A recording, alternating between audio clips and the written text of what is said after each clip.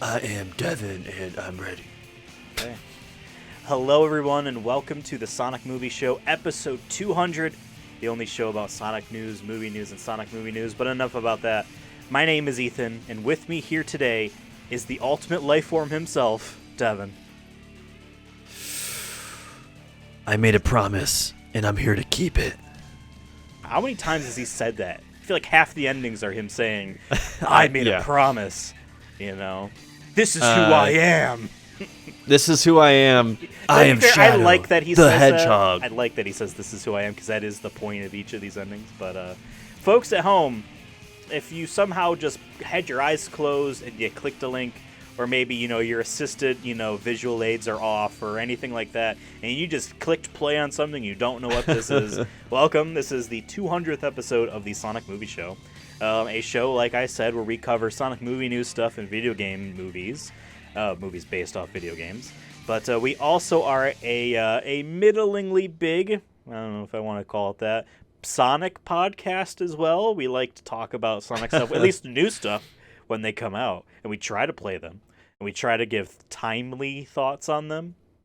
Every 50 episodes, however, Devin, you might actually recall this since you've been in all 200 episodes so far. Every 50 episodes, we kind of do a deep dive into a seminal Sonic the Hedgehog game. We've done Sonic the Hedgehog, Sonic Adventure, and Sonic the Hedgehog 2006. And we've done them in that order, right? Because I remember I was the one that picked these games. Because for each of these are each the beginning of an era of Sonic the Hedgehog, right? And while arguably there's a couple games after 2006 you could argue is the beginning of a new era. Boom could be one of them. Lost World maybe. Just Forces. Frontiers? Well, not the Sonic and the Black Knight or whatever. Not really. But there's a bunch of different ones. But I thought, you know what? I gave us the option. We could do a couple of these other games that are not the beginning of a generation of Sonic, and more of like, a sequel or a seminal game. And we picked Shadow the Hedgehog, the 2005 game. And by the way, when we were deciding on picking this, I know you gave a couple options, and we wound up obviously doing Shadow. And I'm so glad we picked Shadow, too, because of the Sonic Movie 3 coming out. I feel like I'm actually, besides my general knowledge of Shadow, the Ultimate Life Form, most of it came from, Sonic Adventure 2 and whatnot.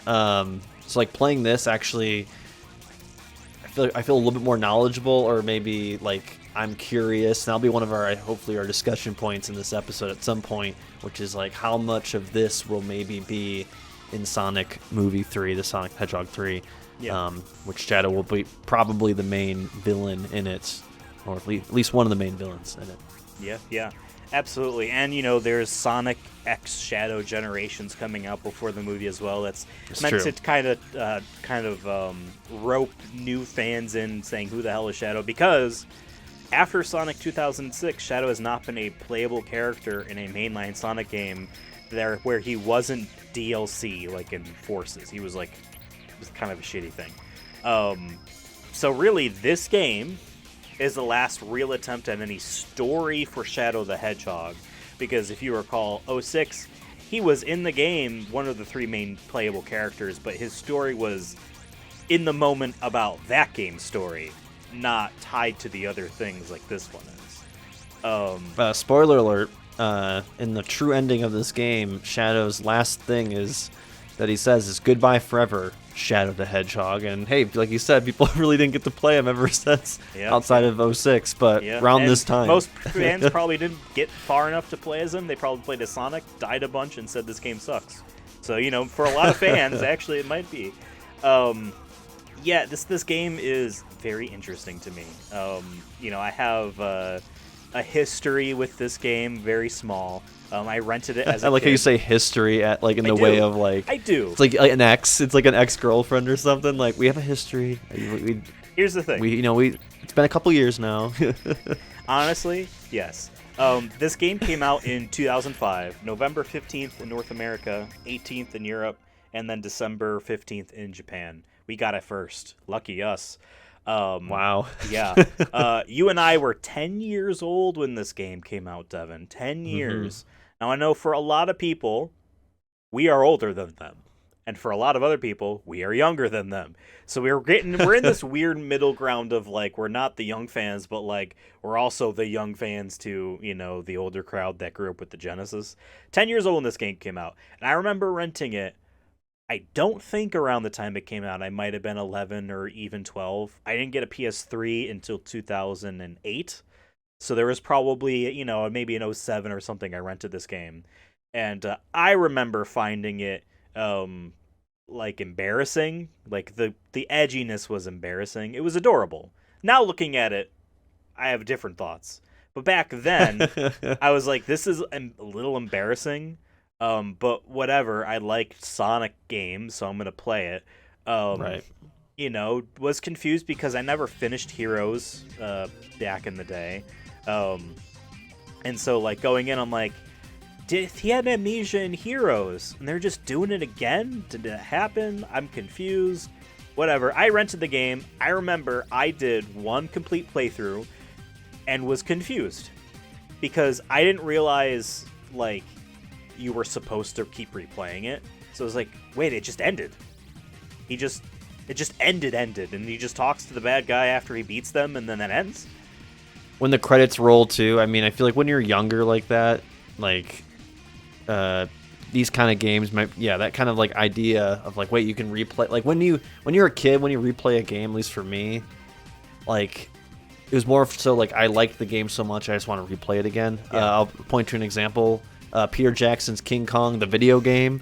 I loved that game as a kid and didn't realize until like I was playing through it a second time that like, oh, there's alternate endings to this where King Kong lives and you have to do these things or whatever it is, or you can unlock these things the more you play. It's like, but it took me until a couple times because I just liked the game. And I was like, no, I want to run through that again.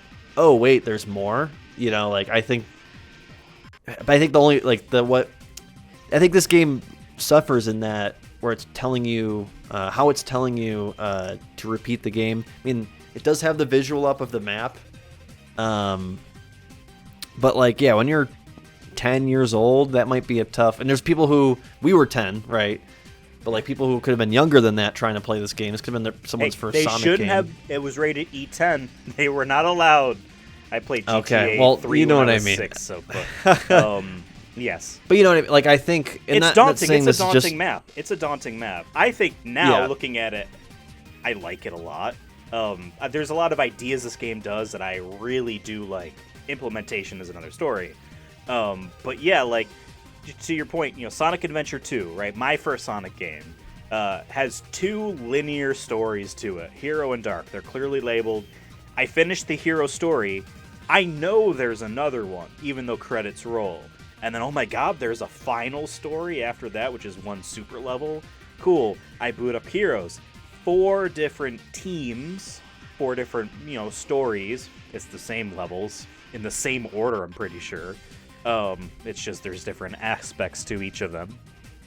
But this one's just like, play the game. Oh, it's different branching, but like, I could argue, if I didn't look at the instruction manual, which we didn't for this episode either, and especially if I rented it on Blockbuster, it didn't come with the instruction manual. I'm pretty sure they never did, right? Because kid's just gonna take it. It's been so long, man. I couldn't tell you that. Take it. So yeah, they probably didn't. It's a stupid liability.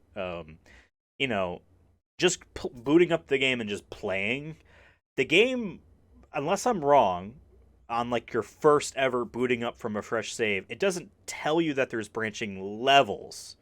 You see that map and you see that it's moving you through it. But perhaps as a kid, I never really like thought of it as like, oh, this is a different level that I played instead of this other one. I think it was just like the missions or maybe something else that I kind of... Yeah, with the missions, I want to add to that too. Like, because when I first played it, like I knew going in that there was different things you can do to like change the routes. But even then, like playing the level, I'm like, I didn't realize you could switch the... It took me a couple levels to realize I can switch the missions mid-mission, right? I can be like, no, I'm just going to do the Dark, or I'm just going to do the Hero. And I'm sure there's kids who probably didn't realize that either. Yeah. That like whatever the last. So because sometimes you run into, let's say, Knuckles first, or you run into Doom's Eye first. Whatever last one you would run into, you might just do that one because you're like, oh, I don't know what that was. That's the one that has a counter for. I can't. Because there's a lot of stuff going on in this game when you're in especially the first Westopolis level, which they're like replaying it multiple times. I'm like, okay, they do tell you these things, but I remember the first time I played, I was just like, okay, I'm just gonna go.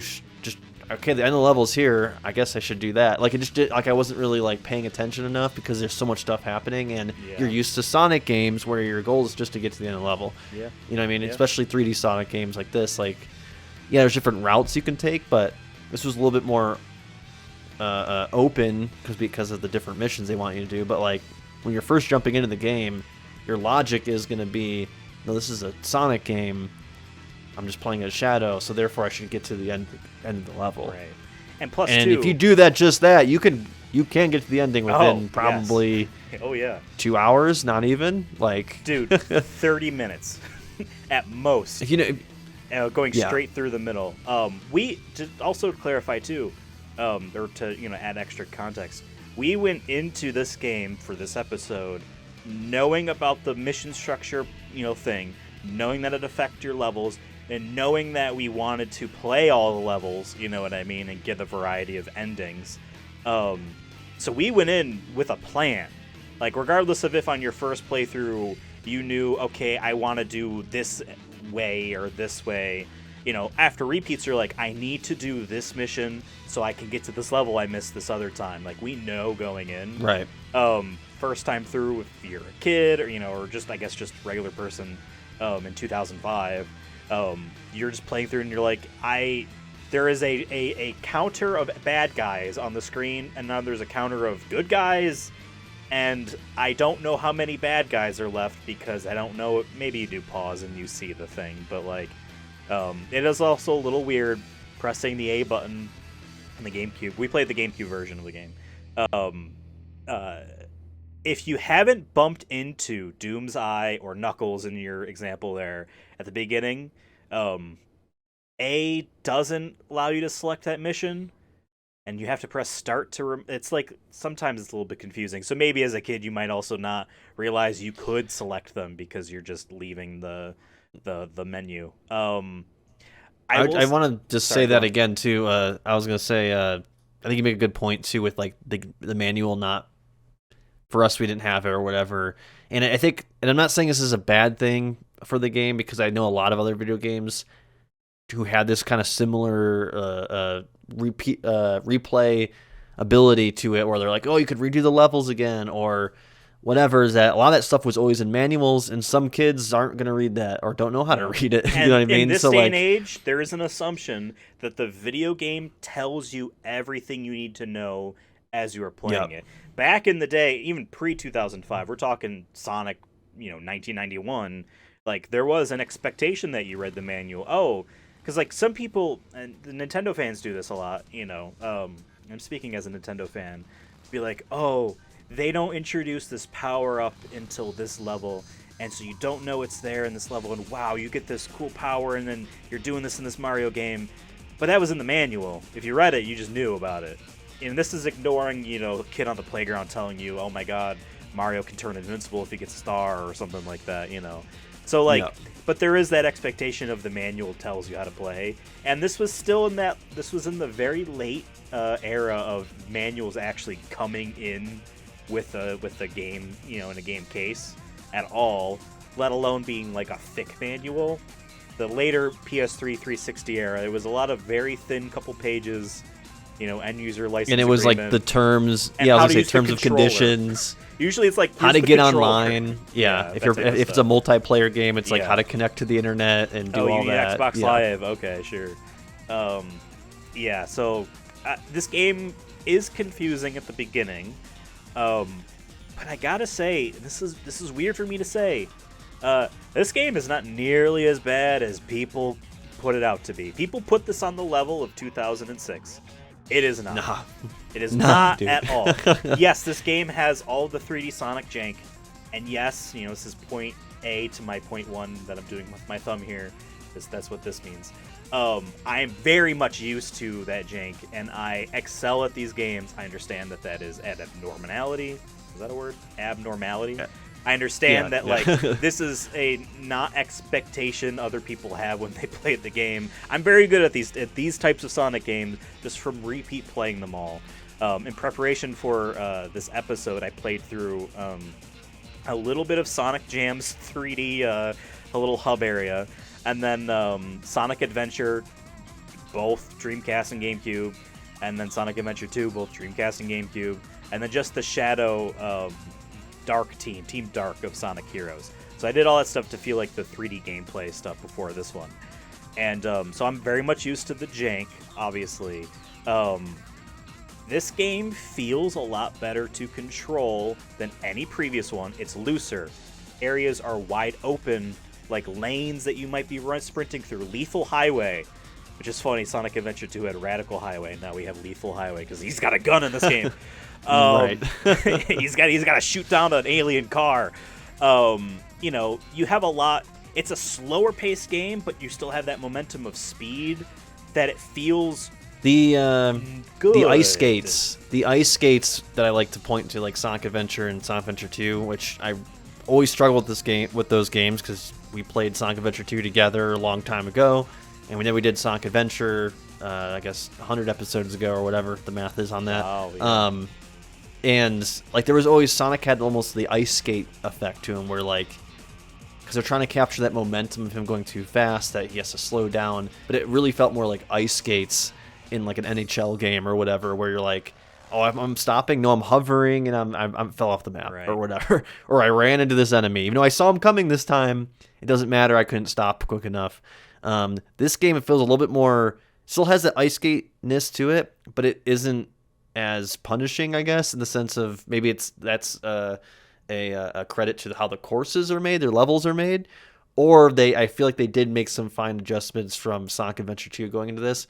And I will say this, out of all the 3D Sonic games that I've played, Sonic Adventure, Sonic Adventure 2, Shadow, and Sonic 06, this by far to me, like control-wise, is the best I've played. Yeah. And it feels almost, I want to say like 2 times better, 10 times better. I don't know the percentage, but just like, I'd rather play this. I wish the how this game controlled was how the Sonic Adventure games controlled for me.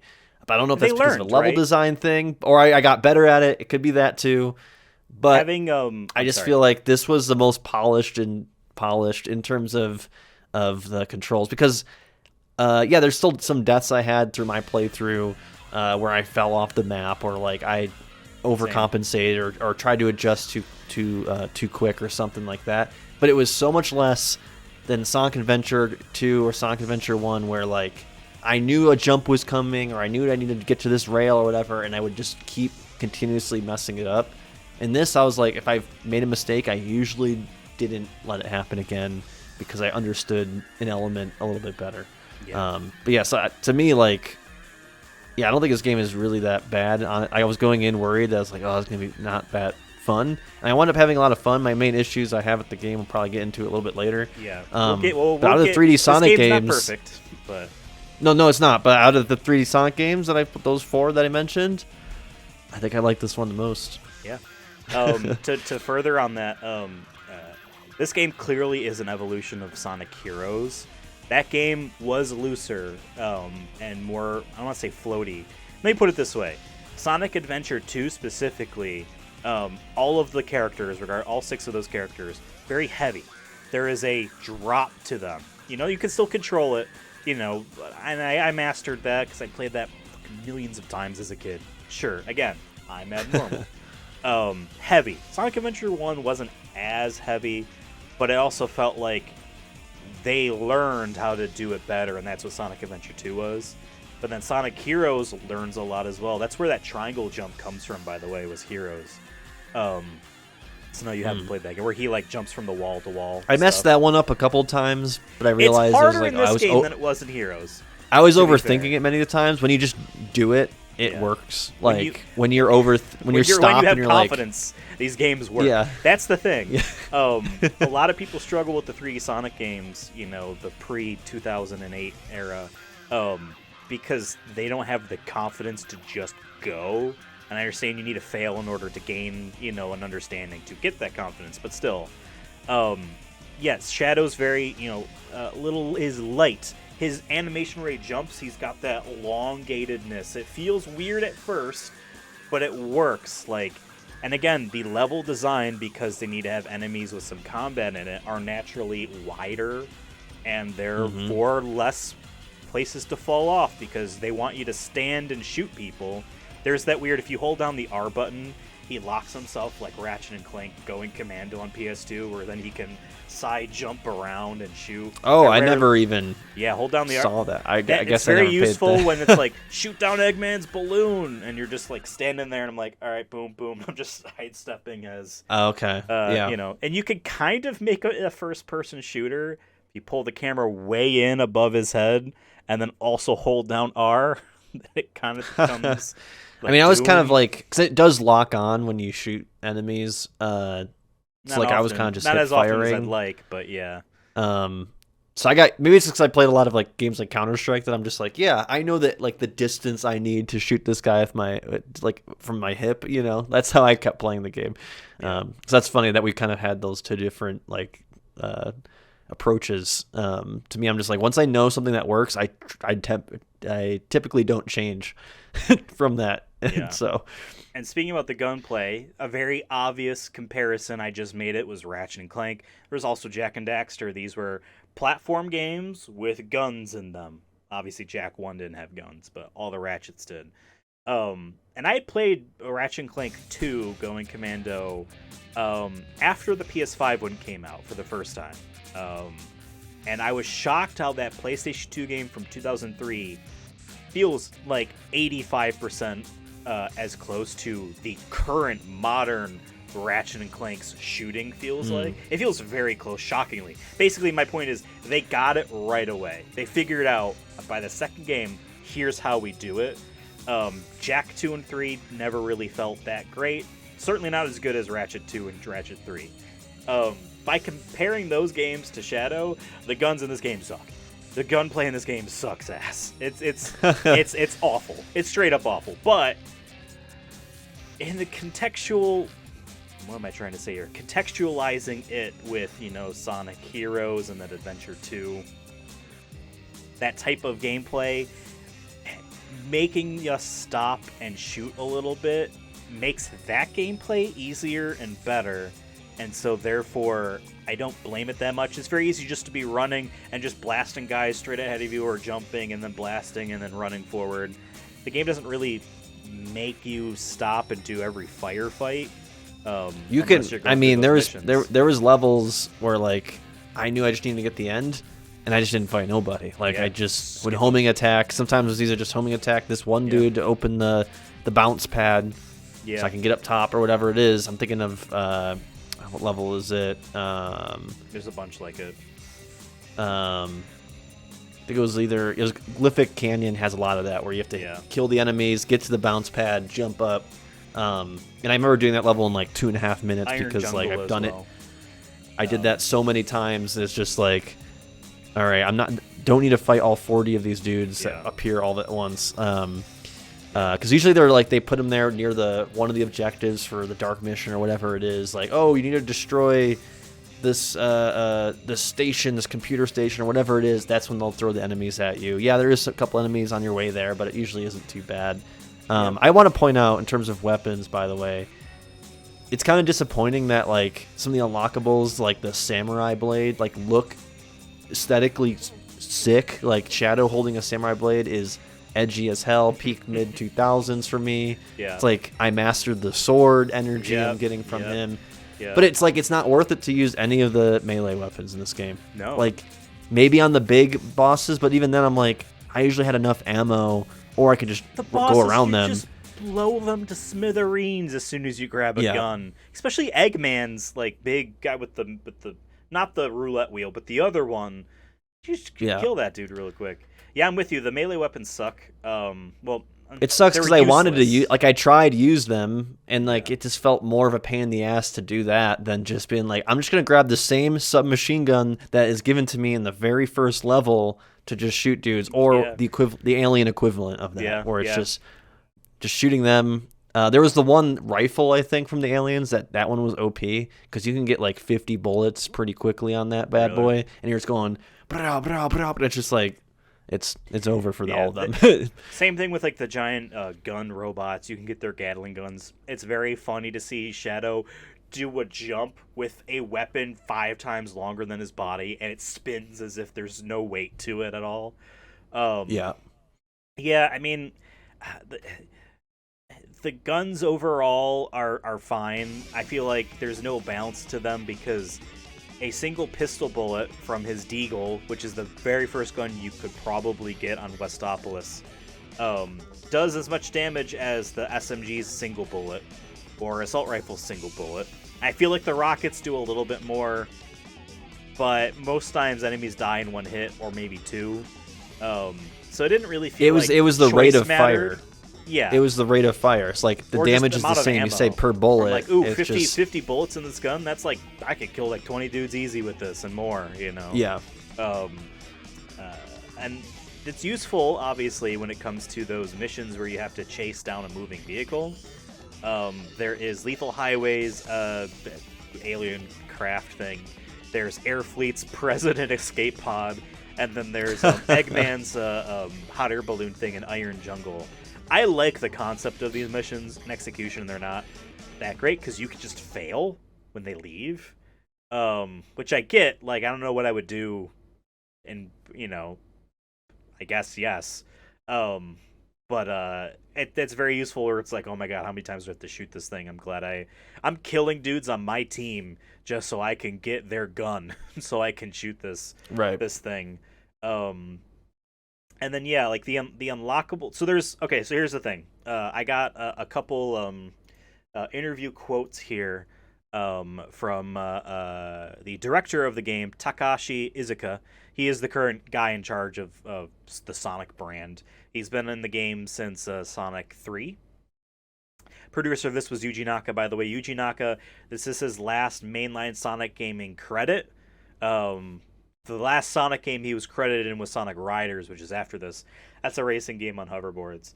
He's not hashtag free Yuji. Free Yuji. Yes, free our Sonic creator. Takashi Iizuka, basically, where do I have this quote here? First off, he said movie. He said the design of Shadow with the gun is inspired by movies such as Underworld, Constantine, and Terminator. Which is very funny. Underworld was such a peak 2003 film. I can 100% see that. Yeah, they watched that and said, "Shit, Sonic is just like that."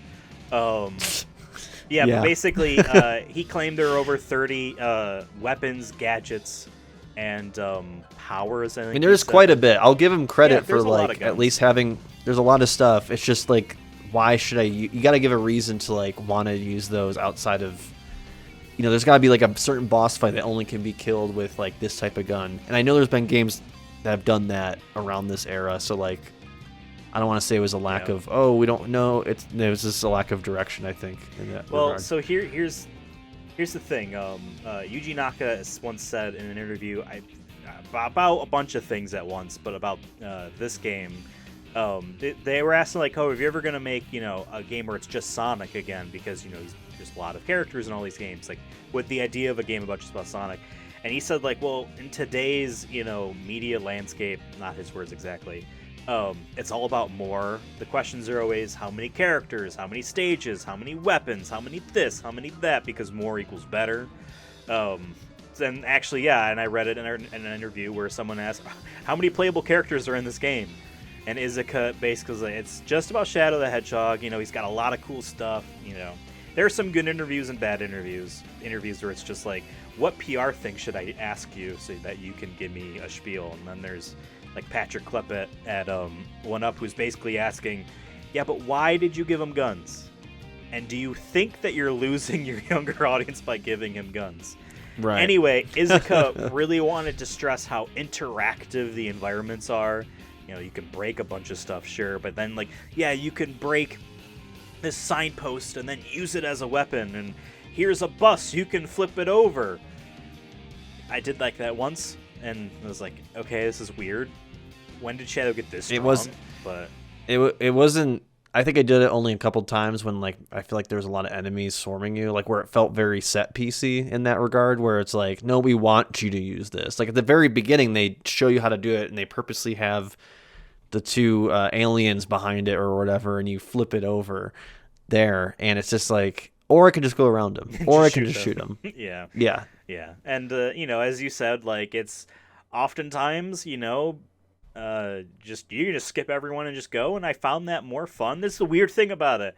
I find the fact that, as I said before, they added in the gunplay meant that the levels are designed more around that type of combat, to at least allow that type of combat to happen.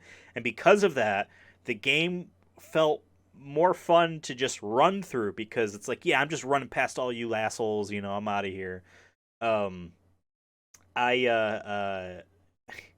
I'll tell you my methodology for getting all the endings. I did it very, very particularly. But I have one quote more about the guns here. This is from Takashi Iizuka. He says, like, when asking, you know, for why are, you know, they in the game, etc., don't you think that, like, Shadow having a gun, is he going to do bad things? And Iizuka says, I want to make sure people understand you don't use guns to kill people to do bad things.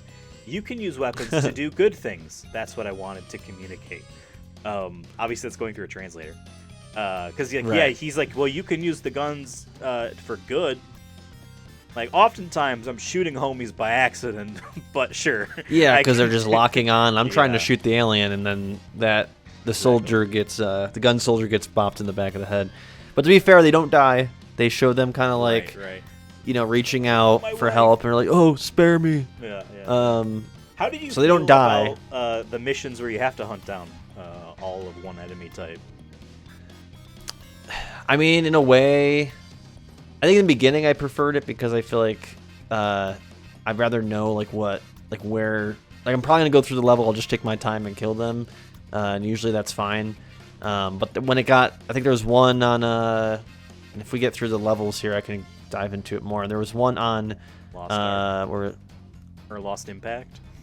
Lost Impact, yeah, where like I was trying to find. I spent over 45 minutes on that level trying to find the artificial chaos, and the one I had to look back at my footage of me playing it because I'm pretty sure the two that were outside weren't appearing. And then when I rebooted the game, how many days later?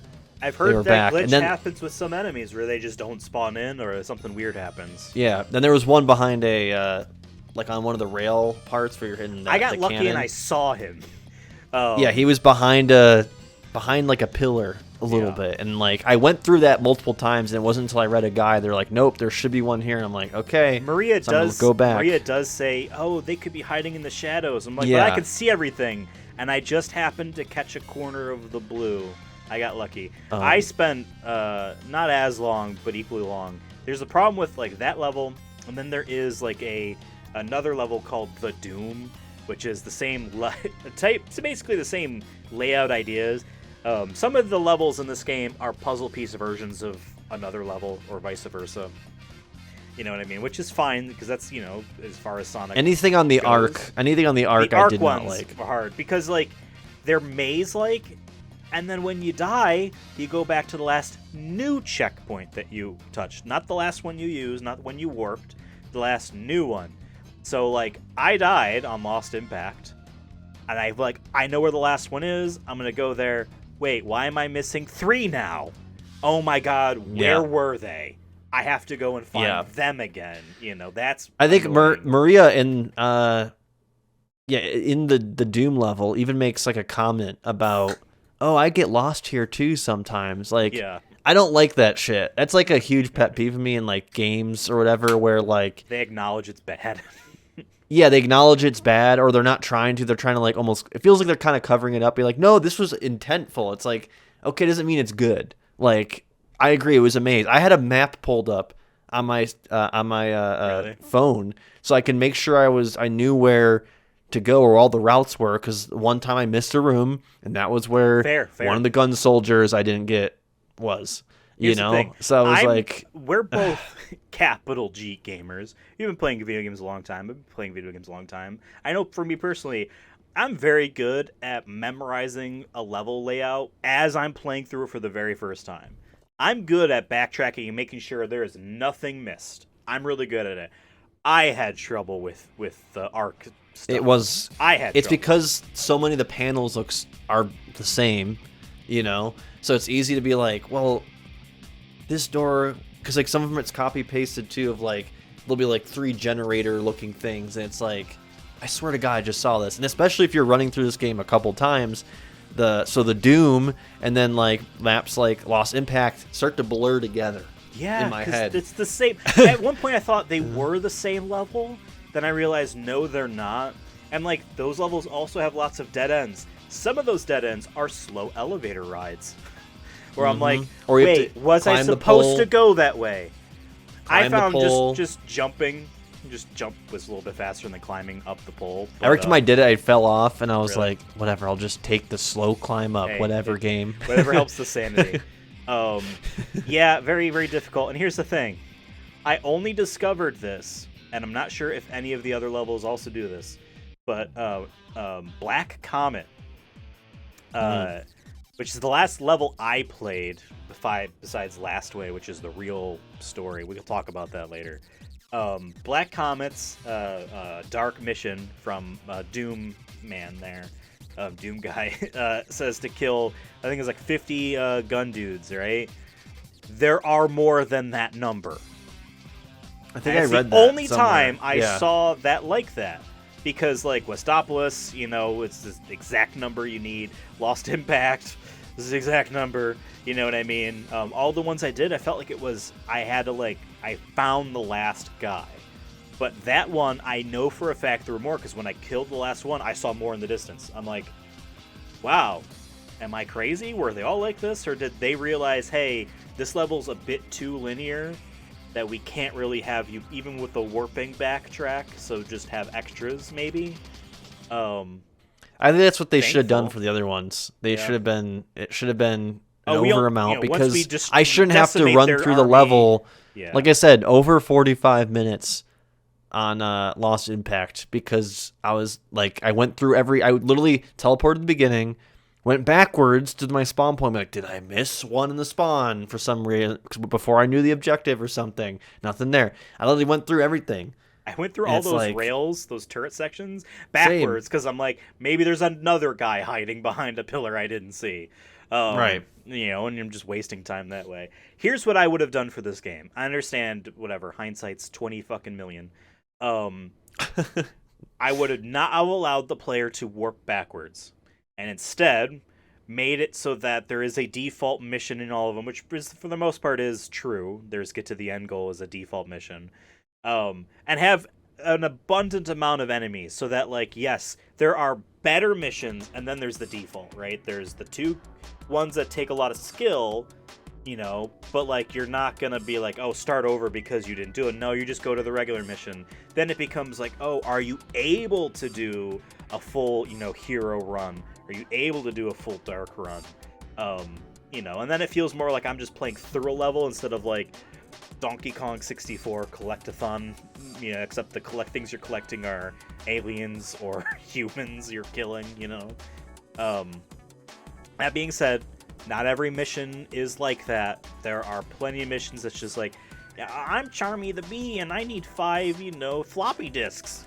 Can you help me find them? Yeah. Or like, oh, you need to touch all of these orbs, or you need to destroy these, these 3 things, or These defense stations or whatever. yeah, in digital the space circuit levels. there. Digital circuit is just get to the end or get to a further end. Cosmic Fall, get to the end or get to a further end. Like, hey, I'm fine with those. You know what I mean? Those are okay. And yeah, like you said, especially if you're just going straight neutral, you just run past them all and get to the end. We can maybe talk about like the different routes we took. I'll just, kind of start with me. We knew we wanted to like play all the levels, right? We needed to. Whether or not we wanted to do all the endings, and then, we learned that, there's an extra level if you do get all the endings. I at least did that. My path was this. Straight through the middle, twice for each of those endings. Then I did straight good, got one ending. And then I attempted to do, not straight good, but like that like semi-good, path. So good enough and then straight down the middle. Except on Cosmic Fall, the neutral mission and the good mission is get the Chaos Emerald. So I got the Chaos Emerald, and then instead I did the hero mission. So I'm like, well, if I'm doing Final Haunt a second time, I might as well do the other ending. And then I decided, I'm doing all the endings. So basically, I would do full good and full evil, and then the semi ones, but still go to the last level to get the other ending. And then for these semi-good and semi-evil or semi-dark final levels, I would just go straight down the middle, except, one mission beforehand, go up or down. Because it made it a lot faster to go straight down the middle, where you're just running past dudes. And then in Iron Jungle, shoot down Eggman's balloon to get to Cosmic Fall, or kill all the gun dudes, which are easy in that one, to get to Black Comet. So I found that was the most efficient way I could play through this game. But I made a mistake and ended in, Final Haunt when I wanted to go to Cosmic Fall that first time. So it's very easy, I'm sure, even when you have a mission in mind, to accidentally, do something else. You know what I mean? I'm sure plenty of kids did that and got frustrated, back in the day. Did you also end up in somewhere you didn't want to go? I mean, the first playthrough, I kind of just played it as most natural as I can. I didn't have like an end goal. I kind of just like, okay, what feels good in the moment, or what feels maybe the easiest to do outside of getting the emerald.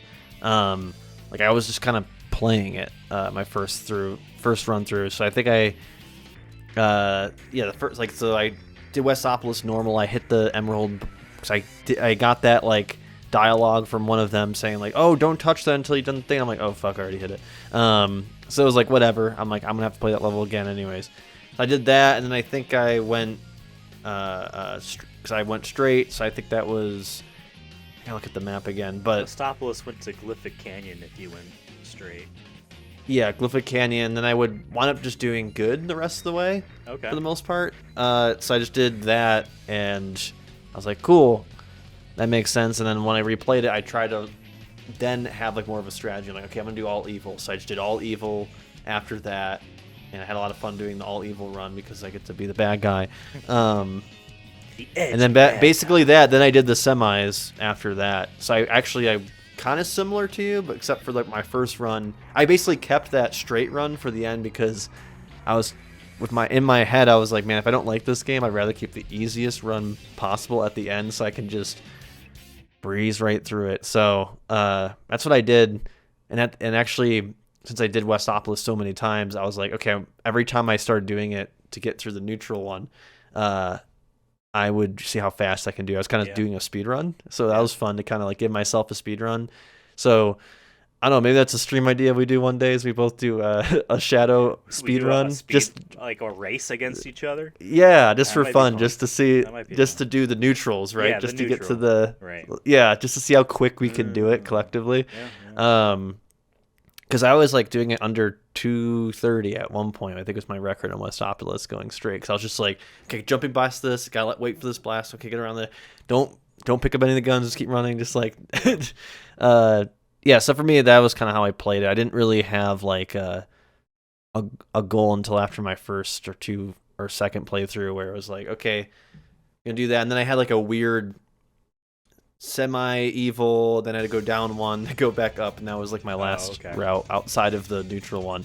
So the crazy thing this game does, and it's just like, I cannot imagine them implementing this feature, earnestly thinking someone would fill it out, is that like it knows all the different possible routes.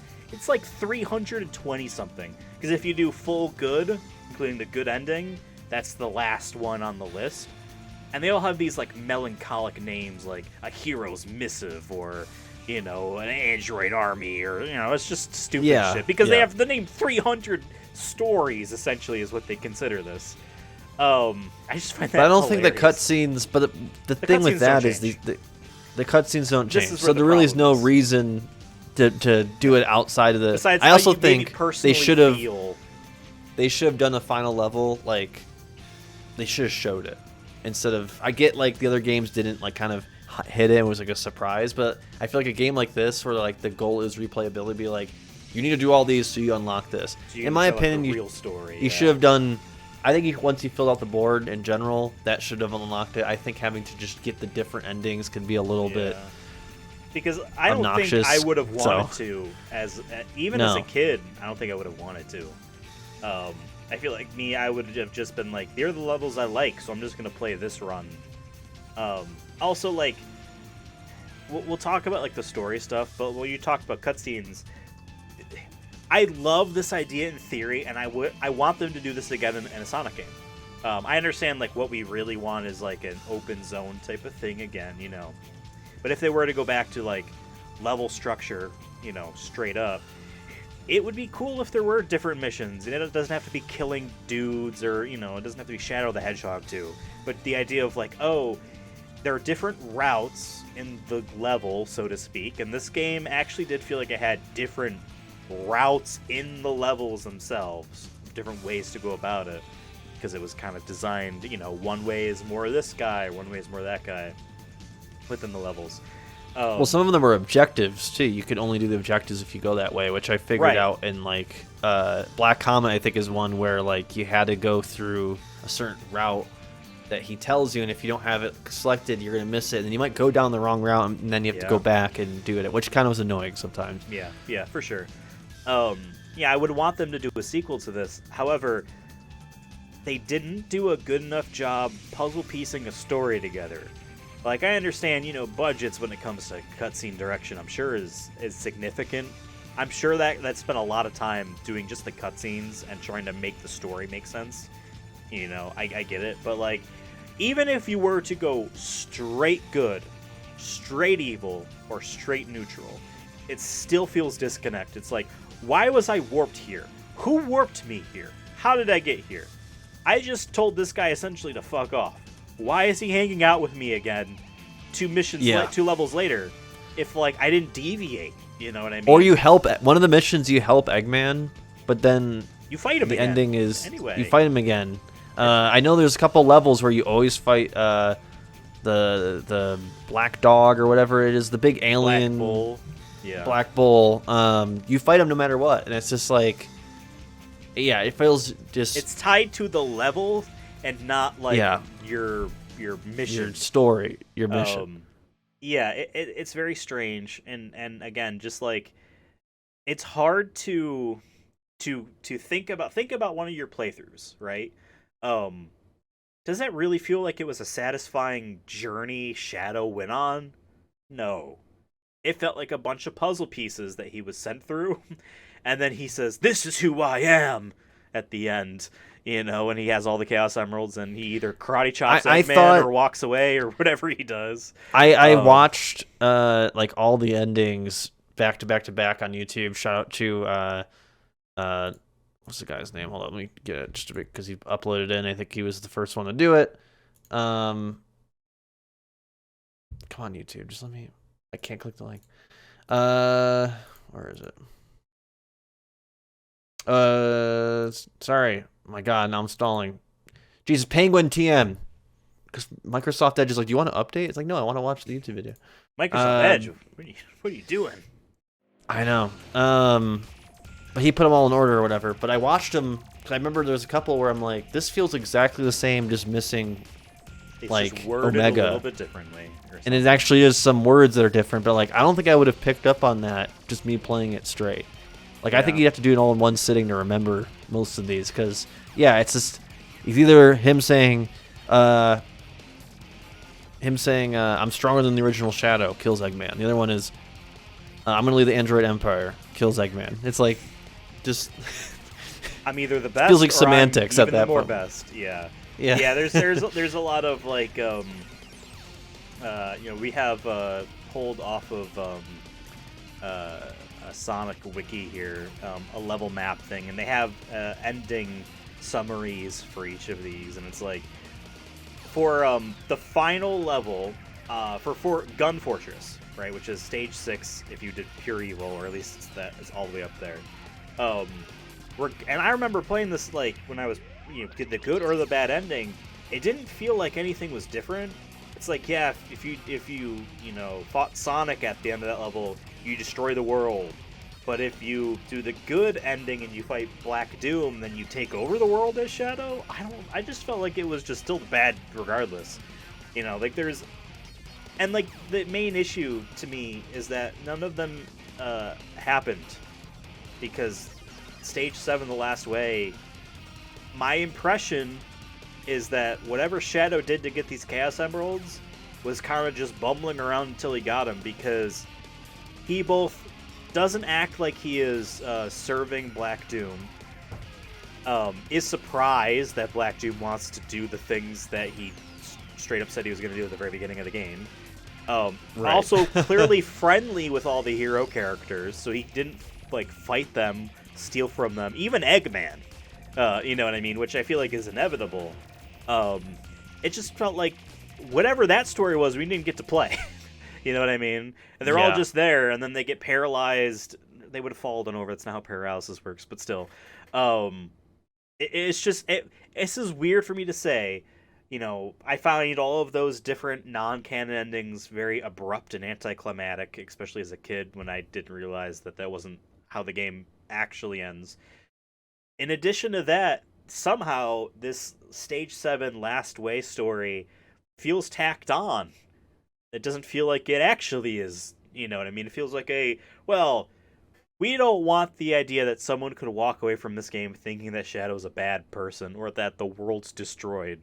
So we need to have a definitive ending, which goes against the entire idea, in my opinion, of the story. In some of these interviews, is because, like, the player really gets to decide Shadow's past and what his goals are. Personally, I feel like his goals were whatever they were in that moment, and I didn't really make any choices. It just felt like...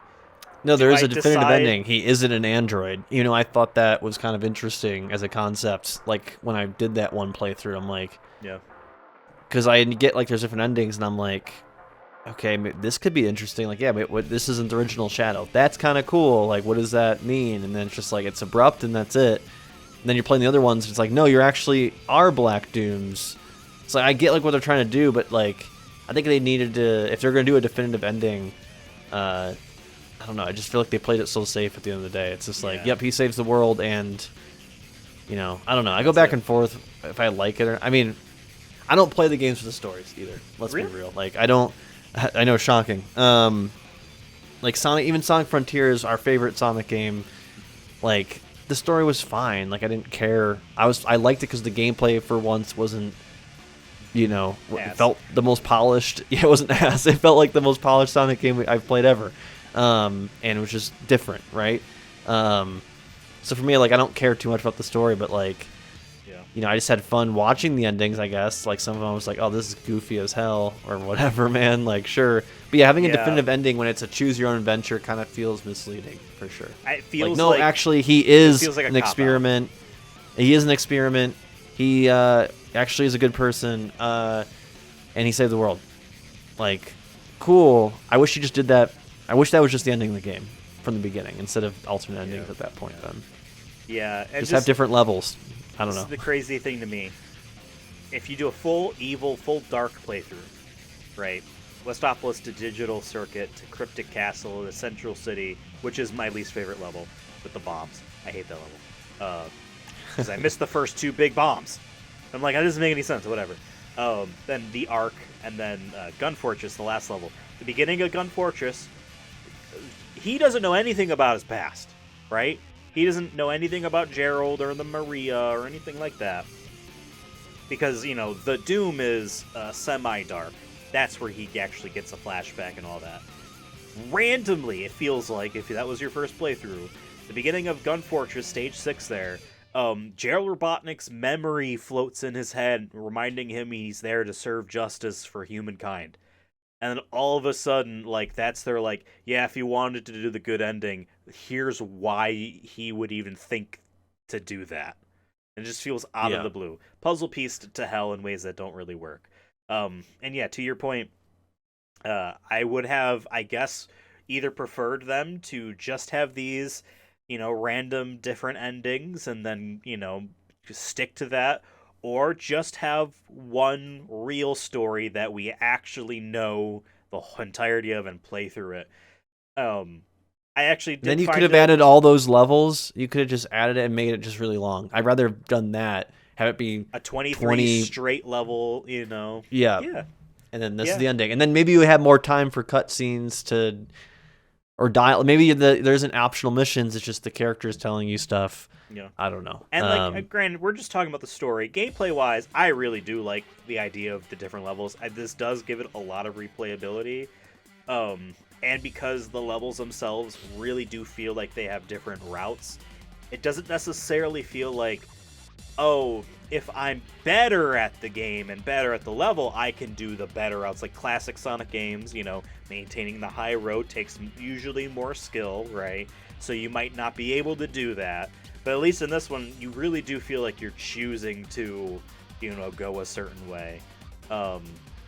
So I do like it. Was there an ending though? Before we move on from that, was there an ending that isn't the real one? I guess you'd prefer, like, what would be out of the ones we got that weren't the true ending? Like, what would your canon be? I'm just curious. My canon, so straight up, how I feel about the character is my Shadow would have gone straight neutral, doesn't really care, but then probably would have. See, I don't like that the straight neutral ends with Eggman stuff, personally. I get it, just like, because Doom needs to be evil and, Sonic needs to be good. I get it. Why, gameplay-wise they would need to. I would have, I guess, replaced the Eggman stuff with, like, Doom and Sonic and then make you pick. I would have gone good. Because that's what he does in all the other Sonic stuff. Like, he doesn't understand Sonic. But he's not like a bad person, he's doing things his way. He would rather people live than die, right? That's how I would have done it. My favorite path I took story-wise is where, he does good, he helps with Sonic, then chooses not to help Tails collect $400. And then says, screw you, chameleon dude in the Matrix, I offered to help you, but I'm actually not going to help or hurt you. I'm just going to leave. Because Mad Matrix, which is the good digital, one, if you just leave is the neutral mission, which is funny. Why did he even go in there? And then, Space Gadget begins with Shadow choosing not to let himself get killed by the commander dude, that's where you get the backstory of, Maria was like a sister to me. He slaps his ass as a kid. It's so weird. Do you see that scene? I don't remember that. It's a flashback of Commander as a young kid on the Ark, whatever. That should have been a cutscene that was shown in a couple other routes, so you actually understand who the hell this guy's supposed to be. I like that because then, if you were to go straight good through Cosmic Fall and then do either ending, but I like, the good ending there.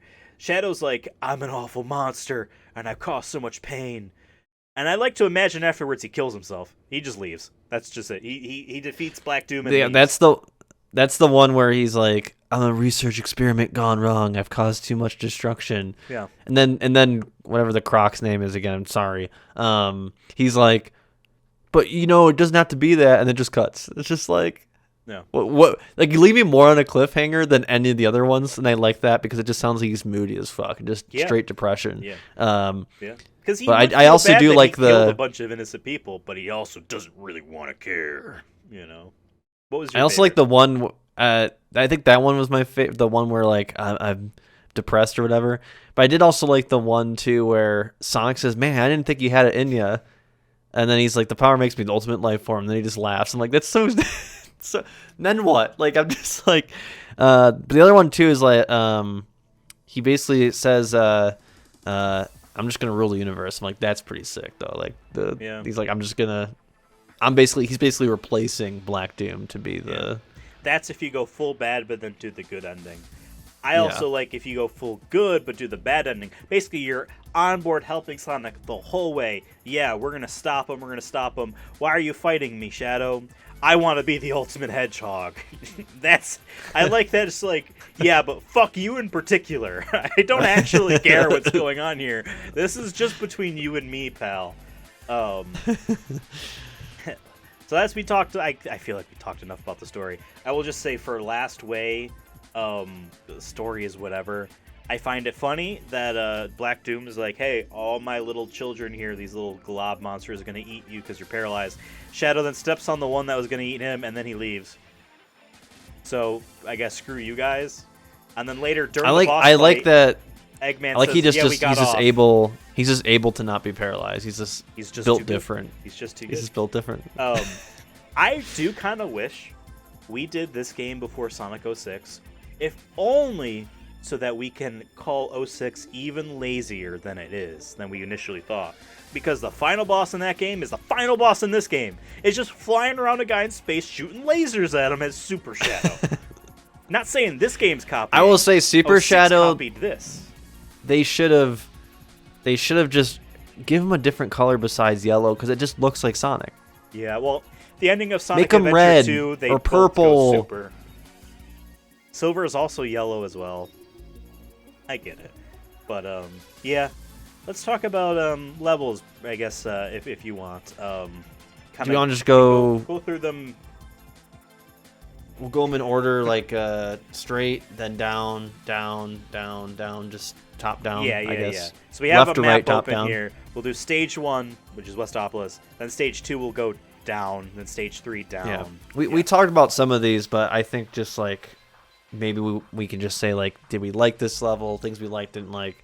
So Westopolis, probably the one we all played the most out of all of them. I think I mentioned it earlier, where like eventually I just was, since I knew I could just do the neutral one to get to the later levels I needed to get to, I started speedrunning it and it was kind of fun. And after replaying a couple times, I realized like, okay, they do explain to you, do the optional objectives more, because if you're running too quick, like that dialogue can get cut out, or just there's so much noises and shit happening, it's easy to get distracted. The music ain't bad, because sometimes when I replay levels, I'm like, I'm so sick of hearing this guitar riff or whatever, and I never felt like it was too much. But maybe because the level is easy. There's some obnoxious butt rocky music in this game, but then there's some moody tracks that are honestly bangers. There are honestly some really good. We'll get into music. Don't worry. I really want to talk about music for sure. Westopolis, it ain't no Green Hill Zone, but it's the Shadow's. This is Shadow's version, exactly. Yeah, Shadow's version of Green Hill Zone. His is a city besieged by alien laser strikes. By the way, one of the bonus guns you get from an ending is being able to call in the lasers yourself, which I find very funny. You just target a guy and the laser comes down, even if you're inside. I only used the Omni Chow gun because it would just ricochet. Yeah, like the chicken thing, which I'm pretty sure is a Billy Hatcher reference. That's another Sega game on the GameCube. Is pretty good because it sucks up all enemies except the big guys, and when you suck up enough, you get 3 1-ups. It's like, here you go, 3 extra lives. It's like, oh, cool. I agree with you. The level is fine. It's a bit daunting at first. It feels way more open than it is. It feels like, because there's a lot of dead ends left and right. Like, oh, the street turns here, and it's a pit there. There's nothing actually to do there. Once you don't need those anymore, like, it's pretty linear, and it's just wider. And I think we talked about that before. These levels are wider in general. There is a couple levels that we'll get to them, which feel a little bit more condensed, and then the enemies feel more difficult because of it, even though the enemy types are the same, or the amount of them is the same. But yeah, when it's wide open like this, it's nice. If anything, I kind of wish the other Sonic games we've played in this era did that. Just have it be a little bit wider so you're not falling off or you have a chance to reroute a little bit or whatever. Even just the act of running and turning is easier to not bump into a wall in this game. Yeah. Straightforward. Digital circuit would be next. Yep. This one of the two, Digital Search and Mad Matrix, between the two of them, this one is easier. It's not trying to do weird puzzle things. I found this one to be just fine. I actually do like the beginning thing where it's like, oh, pick left and right and dodge the firewalls. I found that fun because, to me, I had just enough reaction time to make that last millisecond, dodge out of the way. Once I died and knew what was going on, to be fair, because I had no idea. Because Black Doom's voice didn't really stand out as perky as Rouge's. It's a firewall dodge. Then I'm like, okay, I actually know what I'm doing. To be fair. Yeah. Black Doom he also says it slower most of the time. Where are you going? Finish the troops. Yeah, oh my god. It's funny to see him say, wait. Say like one day hold words on. in that voice is very funny. Wait, dog, what are you doing? Straightforward. I like the colors. I like the music. I think it's one of my the music tracks. Definitely one of my favorite music tracks. The most visually vibrant level in the game outside of the other, pretty much the same, just different components to it. I mean, I'm gonna like any map that Rouge the Bat is in. Rouge the Bat is in. Honestly, I just didn't think about it. I was like, oh yeah, Rouge will be in this game, and then she appeared. So shout out to her. I think it's fine. I did die a little bit more on this level than the other ones because of the firewall thing that I didn't realize you could control for a little bit, and there's some pitfalls you can fall off the map. But it gets worse on the other one. But can we? I agree. Can we mention the fact that getting hit doesn't destroy all your rings? When I saw the realize, I'm like, wait a second. This game is going to be a lot easier. We didn't even talk about that during the gameplay stuff. Like, imagine, if you died, you lost all your rings. It would be a lot harder because of the guns. Like, I've been shot a lot in the game sometimes, you know what I mean? Where, I feel like some sections would have really pissed me off. But once you have, 80 rings, you could take a few hits without picking any up and be fine. That was a good change on their part, and I still think that should be it for how Sonic games should work. I get it; it was how the classic games work, but in this kind of game, or in even Sonic Frontiers, right? You got so many rings that it just made the replayability better. It was one of those things that it was hard. We liked how difficult it was at the time as a way to be like Mario or whatever, right? And it's just now we're good. And so I'm glad I they made can that look change. back at Sonic 1 and be like, as long as you can have one ring on you, you're still good, I get it, but I like this more. And the rings are nice and big. They're easy to pick up. They're gigantic pizza-sized bagels. Glyphic Canyon. This is an extremely straightforward level. There is no meandering. This is very linear.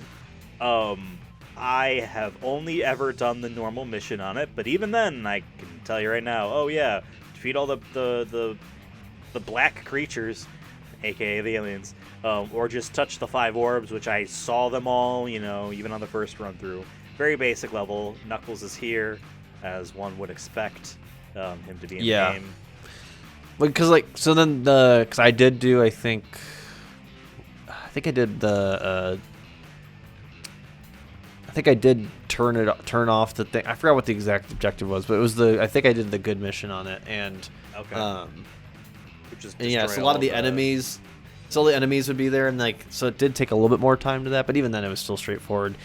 And I still prefer the straightforward levels like this, where it felt more like a set piece. Like we wanted tornadoes to be in it. So you're just sure, take me to wherever you need me to go.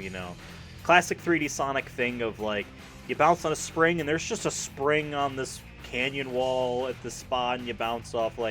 It's just the trust nature, whatever, of it all. Hey, just throw me wherever you want me to be next. I actually do find in some of the later Black Comet style levels it to be a little bit lazy when they're like, here's a teleporter, because we didn't know how to get you from here to there. Like, I feel like you could have just thrown a spring, but sure. Yeah, I think that's my favorite part in these type of games is like the railroad aspect of that, where it's like I want to see some crazy, boing boing boing boing boing shit. Like it's like pinball, right? Exactly. Like Sonic Pinball.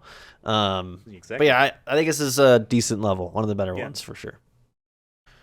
Next is Lethal Highway, which to me just felt like more like Westopolis. It's fine. Like it wasn't really memorable because it felt just like Westopolis.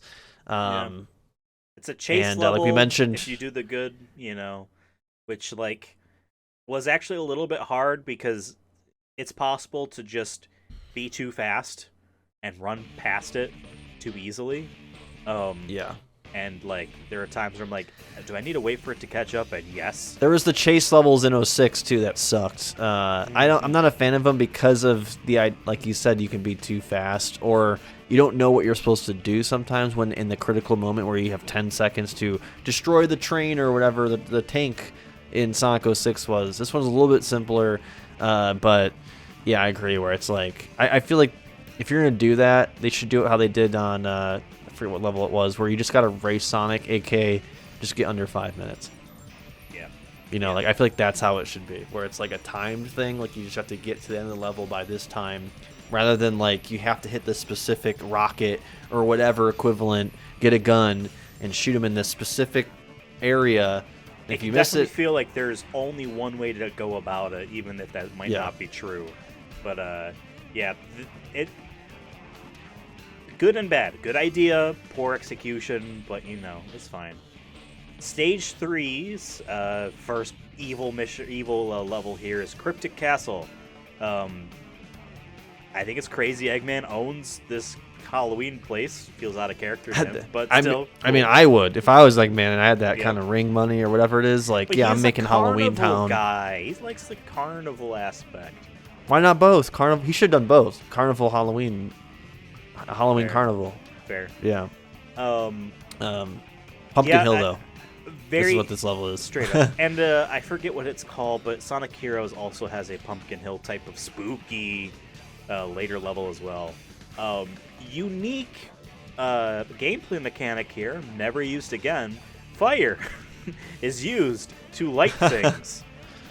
Here's a use for your melee swing. I did struggle a little bit with the fire because I thought you had I didn't realize you could throw it in there or whatever too, or whatever. But I died one time setting it on fire and it was so stupid. I'm like, okay, I gotta go all the way back. In and then... because it wasn't lighting and I'm like, okay, let me go in there, and then the fire killed me for whatever reason. So wow, it's it's fine. Really experienced the ending of Dark Souls. You burned your soul for Eggman's lantern. I did. Yeah, I also like Amy's there and she's like, need to help me find Cream twice. I didn't do that because I wanted to be a bad. I wound up. I found them while I was going through, and I'm like, nope, I can't. Sorry, ladies. Yeah, I'm like, I didn't. Sorry. It's a very fun level. Not too crazy. The exploding the walls is kind of unique. It's a bit of a unique level. And it's funny, too, because I'm trying to think. I'm pretty sure every single level here has a counterpart in terms of the assets that are being used, the thematic. You said, Lethal Highway is another Westopolis. And Central City is as well. And Glyphic Canyon and Sky Troops are the same stuff. How many Black Comets there are, how many arcs, etc. Cryptic Castle's like its own thing. Yeah. Which feels almost like maybe it was a late edition. And hey, what if we did fire?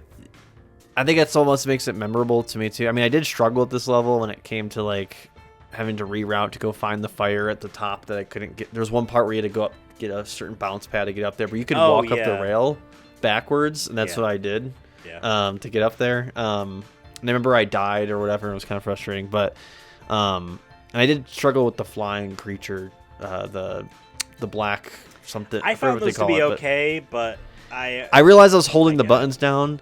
So there's times I'm just looking up.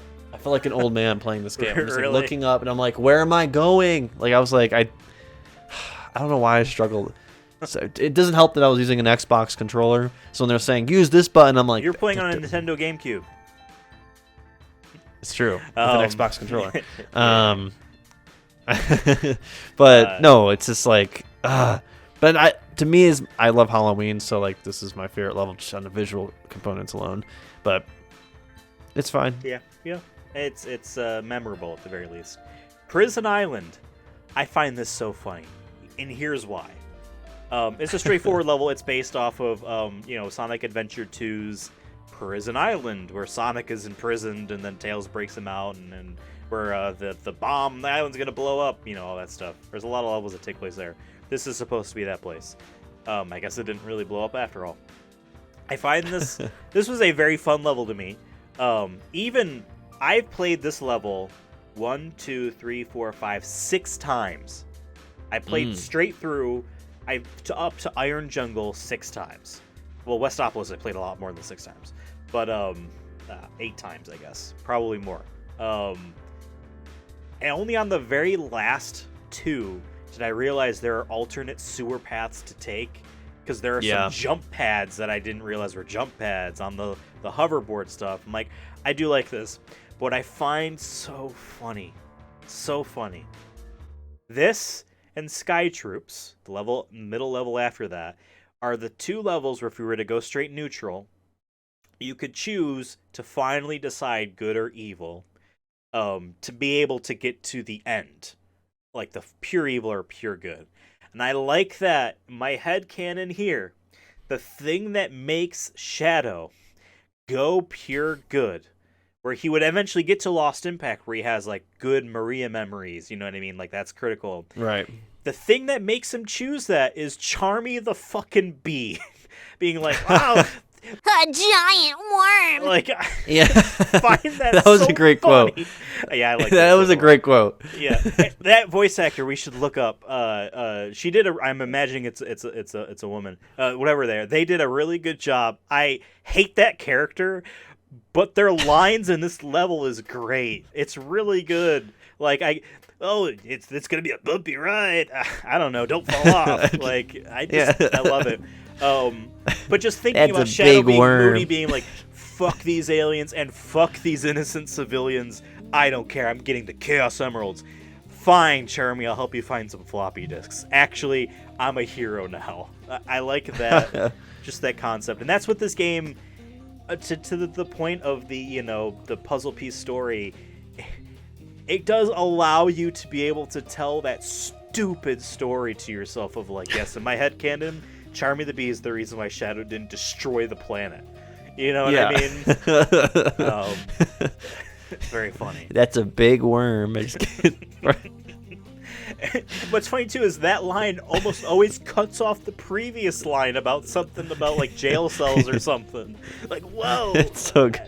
I love it. Whoa. I love it. That line alone literally made me decide I'm going to try to find a game rip of this so I can pull all of the audio files out of it so we could have these sound effects. I know there's a sound effect. Well, there's another sound effect. I know. Yeah, we'll get to it. We'll get to it. Oh, God. But that's another one for sure. It's a big worm, or whatever it is. And even the subtitles puts a music note after it. You know what I mean? Like it's like a melody or something. Yeah. This is the I keep saying map. This is the level. I'm playing too much Helldivers. This is the level earlier, which I appreciated. Course. Hitting the green. Mario calls them courses, which is why I like that you said. Yeah. Now this is the one where you had to. I did the one where you had to shoot all the bots or whatever, and was able to do it first try. Luckily, where I didn't have to backtrack because I took my time. I'm like, okay, I'm making sure every nook and cranny of this place doesn't have a secret robot chilling behind the corner, hiding. There was one though where it flies, because if you go on one of the alternate paths, it flies like past you real quick. And I didn't have a gun at that level, of course. So it's like back and then. So what I did was like I'm gonna hope that it comes back, because it goes. I looked at it and it flies by and it just goes off and disappears. And it's like, bruh, I hope that's not the one time it comes. Westopolis Luckily it doesn't. does that too. Which I was like, what the hell? To get one of the secret keys on there, that one of those bots blows up and then you're screwed. You can't get up there. Yeah. I was able to do it one time, but I wasn't going for the secret keys ever really. So it took me until like almost the end of my last couple playthroughs to realize the keys don't reset once you've gotten them on your save file. Yeah. You've gotten them. Like, oh well, okay, now because I had no intention on getting them, but now I'm like, okay, well, there's a few levels where like I gotten like 3 of them. You know, I could see myself actually doing it. Sorry. But what I did was I just went back on the hoverboard to where when you fall down, and I come back and it would just like clockwork come back, and I'm like, thank God I have game sense exactly. to know it's a loop. Cause I'm like, if it's just one and done, and I have to like respawn, or I'm like, that is bullshit. Yeah, so thank God, I'm like, I'll give the game credit. Yeah.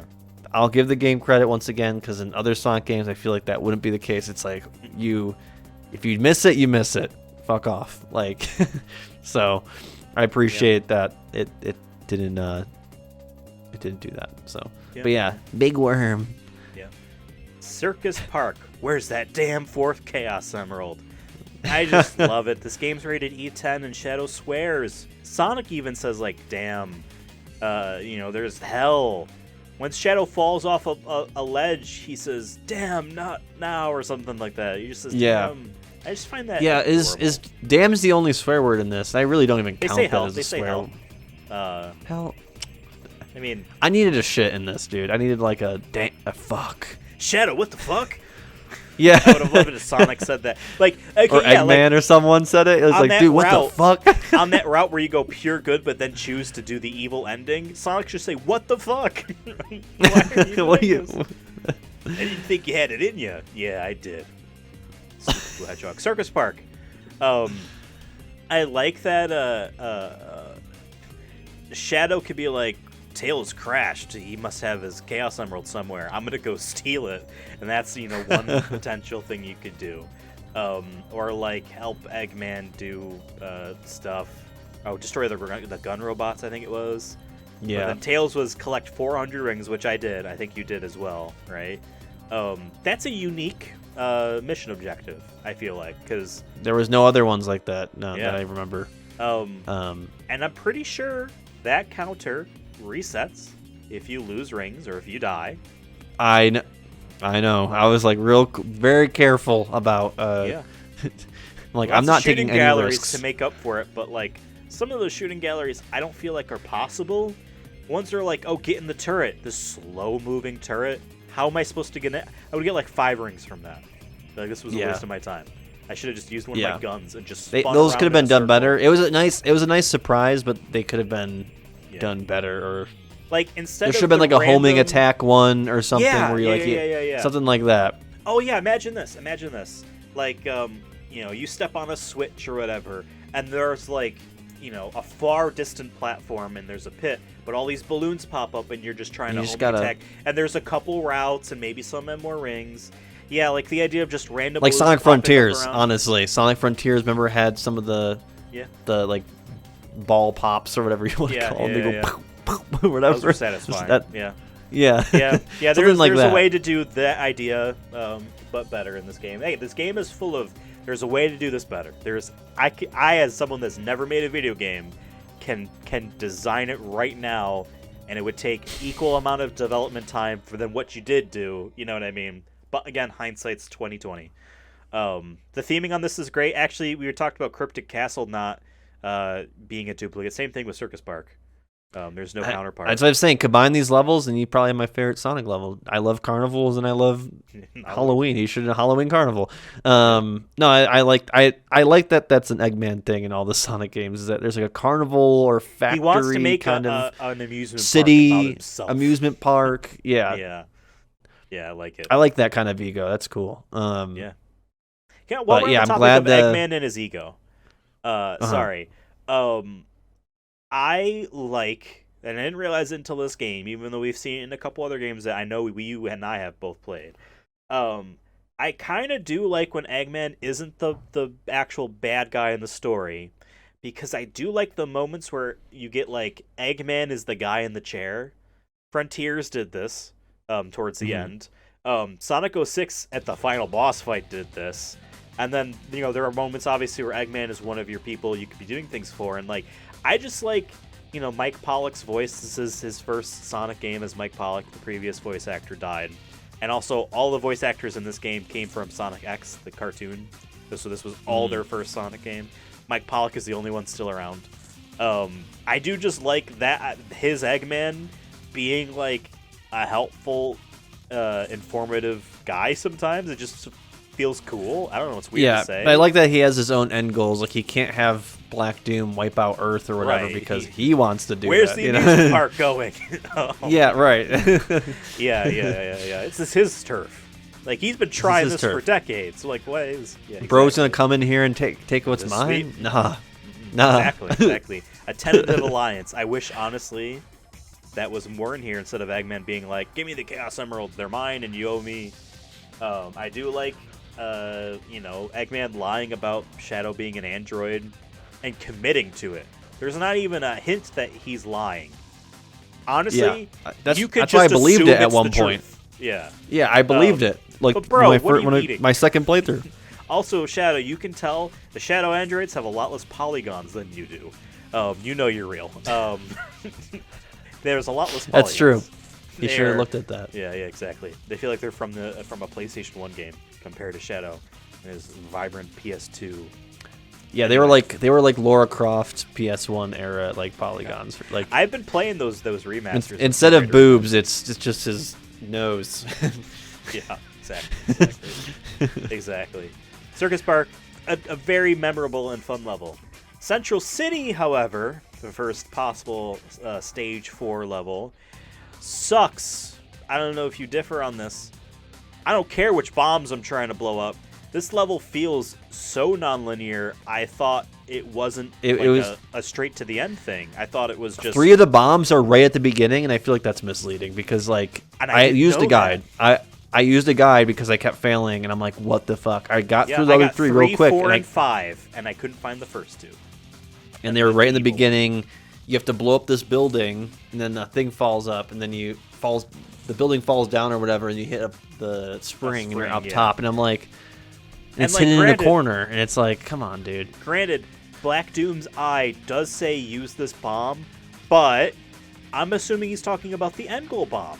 That's what the whole thing is about, bombs. You didn't mean the dynamite against the wall, which is like... Or it was just a recommendation, because that's happened too, where you're like, use the gun to shoot the enemy. And it's like, yeah, no shit, use the bomb to use that. It's like, no, I'm good, I'm just going to use my gun. Yeah. So yeah, I think that's a fair... Yeah.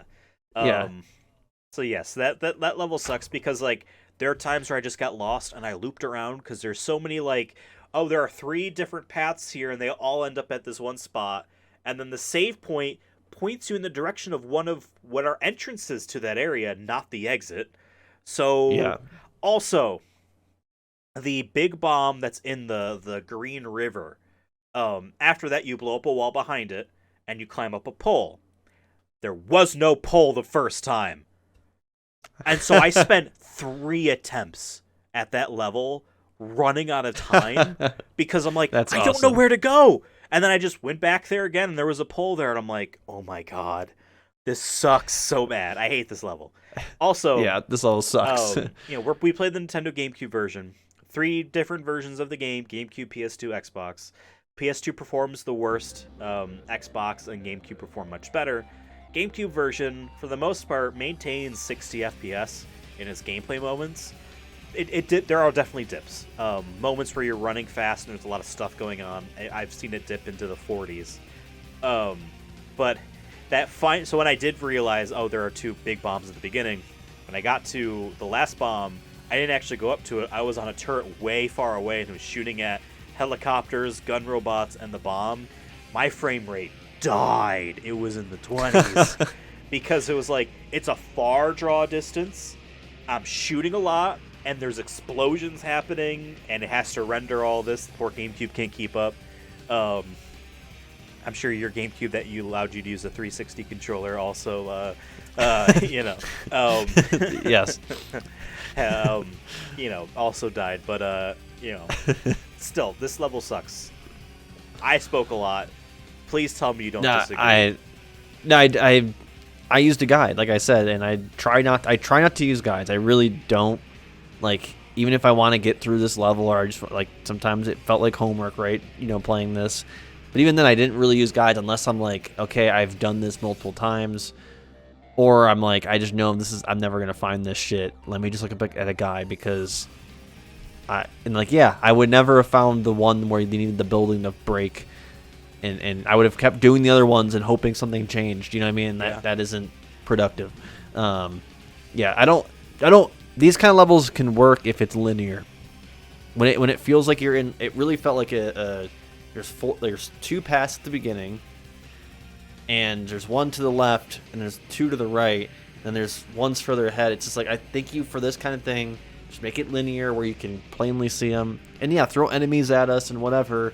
So that makes the time constraint tougher. Like, maybe there's a mini boss or something in there that you can fight, that you like, okay, I'm at 5 minutes, I gotta beat this mini boss.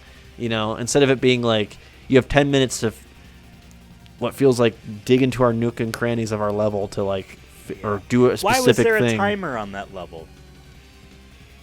I think because the bombs are going to blow up, but then but you need the bombs to blow up. The timer for Knuckles was supposed to be the bomb's going to blow up. The timer for Black Doom, I'm pretty sure he said something about the bombs going to go stale or something.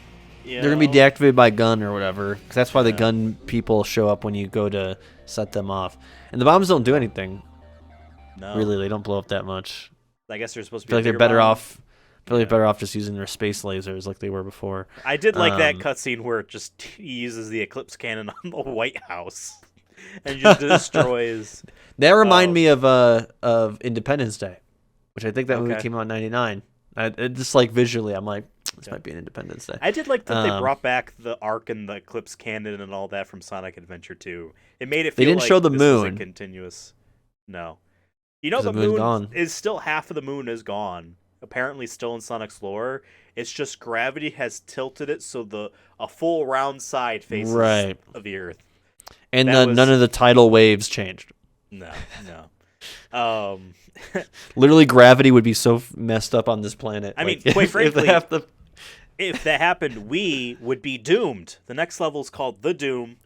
I'm surprised it's just not called The Nightmare, because I think that's what's supposed to represent, is a nightmare about his past. This level has Shadow either. So here's the thing. I did the neutral mission, thankfully, where I just had to get to the end with Maria, who technically isn't next to you if you don't pick that. I did neutral for this one, thank God. But saving the people. Hey, I would have done it in any other level. I would have done it in any other level, but not the Arc. You know what I mean? Not this type of level.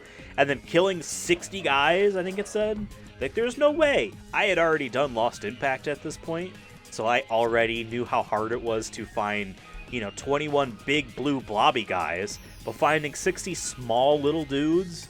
This level also had so many explodable walls, most of them triggered by enemies, that then all interlinked to each other.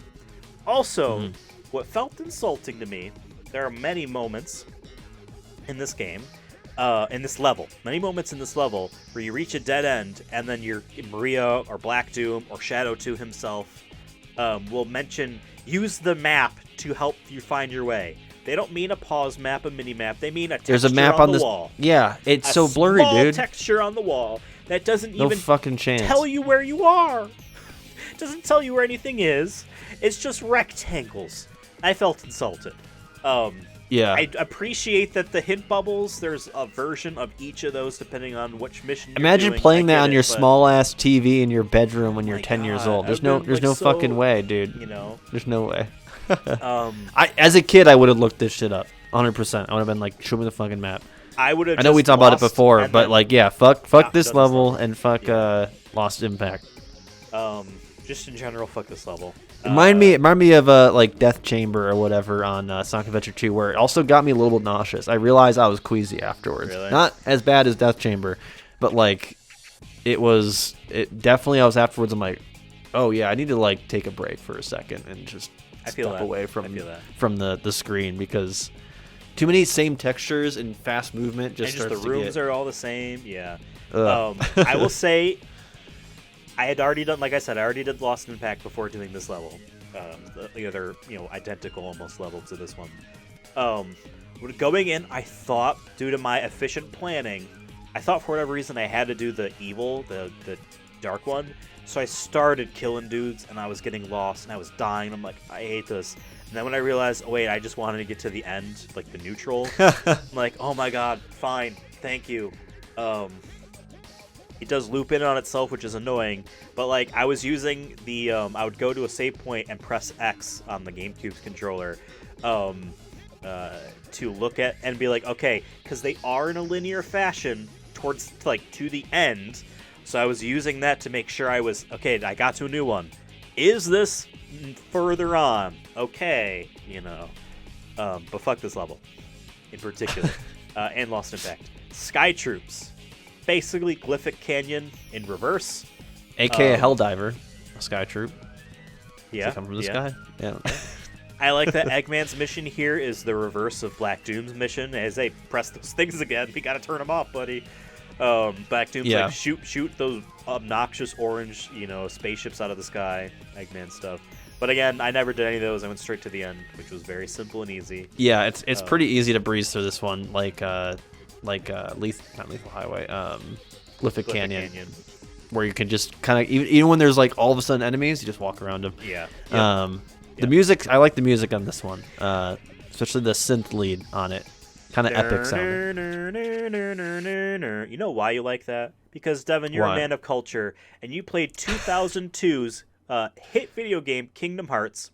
You went to the Tarzan world, where that's the same intro to that song's main It's the same theme. notes, you think? It's same the same melody, ones. at least? It's the same ones, but then when they repeat it, the ending's a little bit different. But I'm like, I'm sitting there and be like, I've heard this before. Maybe I'm wrong. Maybe it's not from Kingdom Hearts, but I've definitely heard it before, and I'm pretty sure it's from the Tarzan world in Kingdom Hearts 1, PS2 2002. Yes, it's a great song. What I also like that this level does, it does a trick, which is cool. There are multiple moments where you enter in a small temple, and you kill an enemy, and you spring out the other end.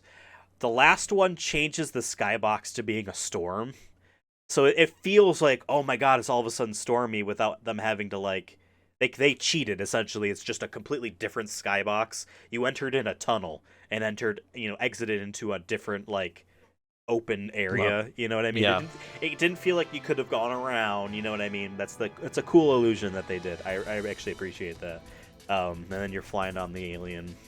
Which I struggle. That's. I think it's the first time I used him in this, or outside of, I think it's probably the first time I used him, where I was just like floating in the sky. I'll have to look back at my footage, but I'm pretty sure I was like, what is going on? And then at one point, like, it's going, I didn't realize you could speed boost. Yeah. I'm just chilling. Dude, I'm I was hovering. just really? I'm hovering through the, Oh my god. 'cause it's like, the first part is that you have to go through the little like tunnel to get the rings or whatever, and then you go up. Yeah. It was going slow, and then I died, and I'm like, dude, I have to do this fucking shit That would again. make me mad too, to be fair. I was And holding I'm like, down it's just that all boost because button I the whole wasn't time. pressing the right button, dude. Because every time I would try to press I'd panic, I'd press a different button, I'd jump off, and that's it, it's GG. So that's why I'm like, if I don't know the button, I just don't press anything, just so if I could get to the end. Okay. Now, granted, so you embarrassing. try that on, I think it's Arc. Stage 5 Arc. That's when I learned that I can speed. It was during that level. I'm like, I got it, because I kept dying. I sped through that and was like, how are you able to kill these giant shield thingies fast enough? Then I'm like, no, you stop holding down A. That's all I was ever doing, was speeding through, because it's just by natural. So we were the polar opposites. You were going super fast, and then I was going way too slow. Hey, I got shadows on my shirt. Hell yeah. My sweatshirt. Shadow. I literally lowered my camera angle on just so that folks at home could see. Sky Troops is a solid level. Mad Matrix, I think, is decent. The color puzzles, annoying as hell. Especially the moments where you're on a platform that's moving and you have to shoot the ones ahead of you. They sure up tell you, I hope you have ammo. I hope you have ammo, because you can't do this if you don't have ammo. I think it's fine. The music's good in this one as well. There is a wide open area where I think that's where the Black Doom one where just destroy all these bombs or whatever by colliding into them. I was afraid I was going to do that by accident because I kept getting lost. Then Shadow's like, I should really pay attention to which path I want to take. I'm like, all right, Yeah. buddy, I'm trying. So sarcastic, dude. Chill. Too wide open. No rouge and though. This level, That's my main. yeah, No, that's my main gripe. I got lost because like I got to the end of that wide open. I went basically to the opposite end, and then I went through that whole like color puzzle dungeon, and then it took me back. And I'm like, I don't understand. It was another tower you were supposed to go to that actually had the thing. So you're just supposed to like trial and error your way to the right one. I didn't care for that. But this was the first. I did this one before playing Digital Circuit, so to me, I have better memories because I like the the colors, the music, the vibe, the uniqueness of it. Yeah, I like Digital Circuit more. A little more simplistic. This one kind of got a little bit tough for me just because of the puzzles and stuff. And I'm like, ugh. Yeah, but no rouge because that's a -1 for you. So. Yeah, absolutely. Hey, the next level I believe does have rouge.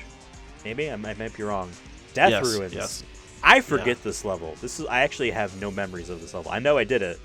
You might have to carry me here. What was this level about? I'm reading my notes again. Like, so basically, I remember the cutscene more than anything. It's that Shadow's talking to Black Doom, and then if you do whatever route I took, rouge isn't shown at all until this cutscene where rouge is like happens to be there and it's like, oh no, Shadow's up to no good. I gotta like convince him not to do it. The things. But yeah, basically it's just, if I remember correctly, it's kind of like it's one of the few missions where you have to get to the end. They wants you to get to the end, because Black Doom wants you to get to the end because or else the bomb blows up or something to that effect, or he needs to escape, or you fight all the troops, or fight all the aliens. What's it, aliens, and that's how I think you help Rouge. Okay. Not very memorable one because I only did it once myself, so yeah. Yeah, Death Ruins, Lost Impact, Central City, and Ark. I've only done them once.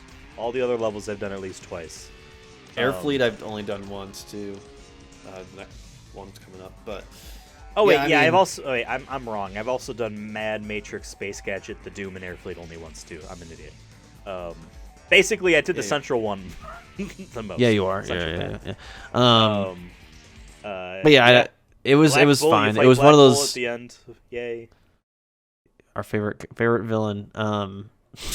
I just realized, by the way, speaking about bosses, it's possible to fight Eggman, his Egg Breaker twice if you do Cryptic Castle, Sky Troops, Iron Jungle. Right? But then there are paths where you could never fight any bosses. But some of the boss fights are the only difference will be like the stage will be like sometimes it has lava in it, sometimes there's no lava. Yeah, it was interesting. This Black Doom is the one where you're on a rail though, where you have to go on the rail in a circle. I don't know if you did that one. Right. Oh yeah. And then I realized no, I just take the spring, go forward past the rail, just shoot them a bunch, land, just do that over. I just basically did that over and over. I just timed it. I timed it where I just could homing attack them. Then I got we didn't really talk about this, but the power, I guess we should mention this in the weapons section. Same. Whether you have the hero power or the dark power or whatever, the dark power basically does like a blast in your vicinity. I'm not really sure how large the range is. I don't think it's that big. It's not that big. And it doesn't really do that much damage. And then the hero one lets you speed through a level. But if you're on a boss fight and you get the hero one, it freezes time, which I rather would have had that than speed through a level where a lot of the objectives are go kill this guy, go here, or go kill these 5 people. It's like, I don't want to speed through the level, so I just wound up not using it. But in this boss fight, I froze time, and I just killed him instantly because I could just keep homing attack him endlessly until this it was was over. also the level where I first realized that's how it worked, the freezing time thing. But whenever I would do it, it was like, all right, I could hit him once. Like, he was then just invulnerable afterwards. I don't know. My timing was bad. I think the timing, because that happened to me a couple times where I'm like, or the powers I was in that also window give where you you can't. unlimited ammo, by the way. Sorry to cut you off. Oh, I didn't know. Yeah, I realized that on Iron Jungle trying to shoot down Eggman's hot air balloon. I only had like a couple rockets left, but it just let me spam it. And I realized, whenever you have one of those powers, if you don't use it, you let the thing just start to drain. You have unlimited ammo. but I do remember this Black Bull boss. Stage 5, Arc. This is where you fight Blue Falcon at the end. This is where, if you want to do the evil Black Doom mission, you gotta destroy these 5 polygon things in space. This level's for me. Yeah, it is just not really. whatever. I wouldn't call it fun. I was kind of just like, okay, let me get. I hate space levels, by the way, Really? because I'm scarred from Sonic Adventure 2. I love that Sonic Adventure 2 final chase and final I forget what those called. I'm literally I'm mentally scarred from them. I really don't like the I'm gonna fall at any moment. I like them. The music returned. I liked it when I saw it. I don't remember that as a kid in this game. So as an adult seeing it, I'm like, oh my god, this is so cool. But I got my scarring out of the way as a kid. That's the difference. Yeah. Arc is a very boring version of this space level, though. What about Airfleet? What did you think about Airfleet? I think you mentioned it earlier where you liked the idea, but the execution isn't there. I would agree with that. I like the idea of having to basically kill the president and the commander. That is what Black Doom's telling you basically to do. They don't say kill him. They say destroy his ship. But who's in the ship? You know what I mean? Like, you could jump to the logic there. I died quite a bit here. This is where some of the bullshit Sonic appeared in this level, because there would be enemies like at the end of rails or drops, and I'm like, okay, I gave you credit for most of this game. You didn't do that shit that like Sonic Adventure would do, or even old Sonic games, right, where you came and see them until you run into them.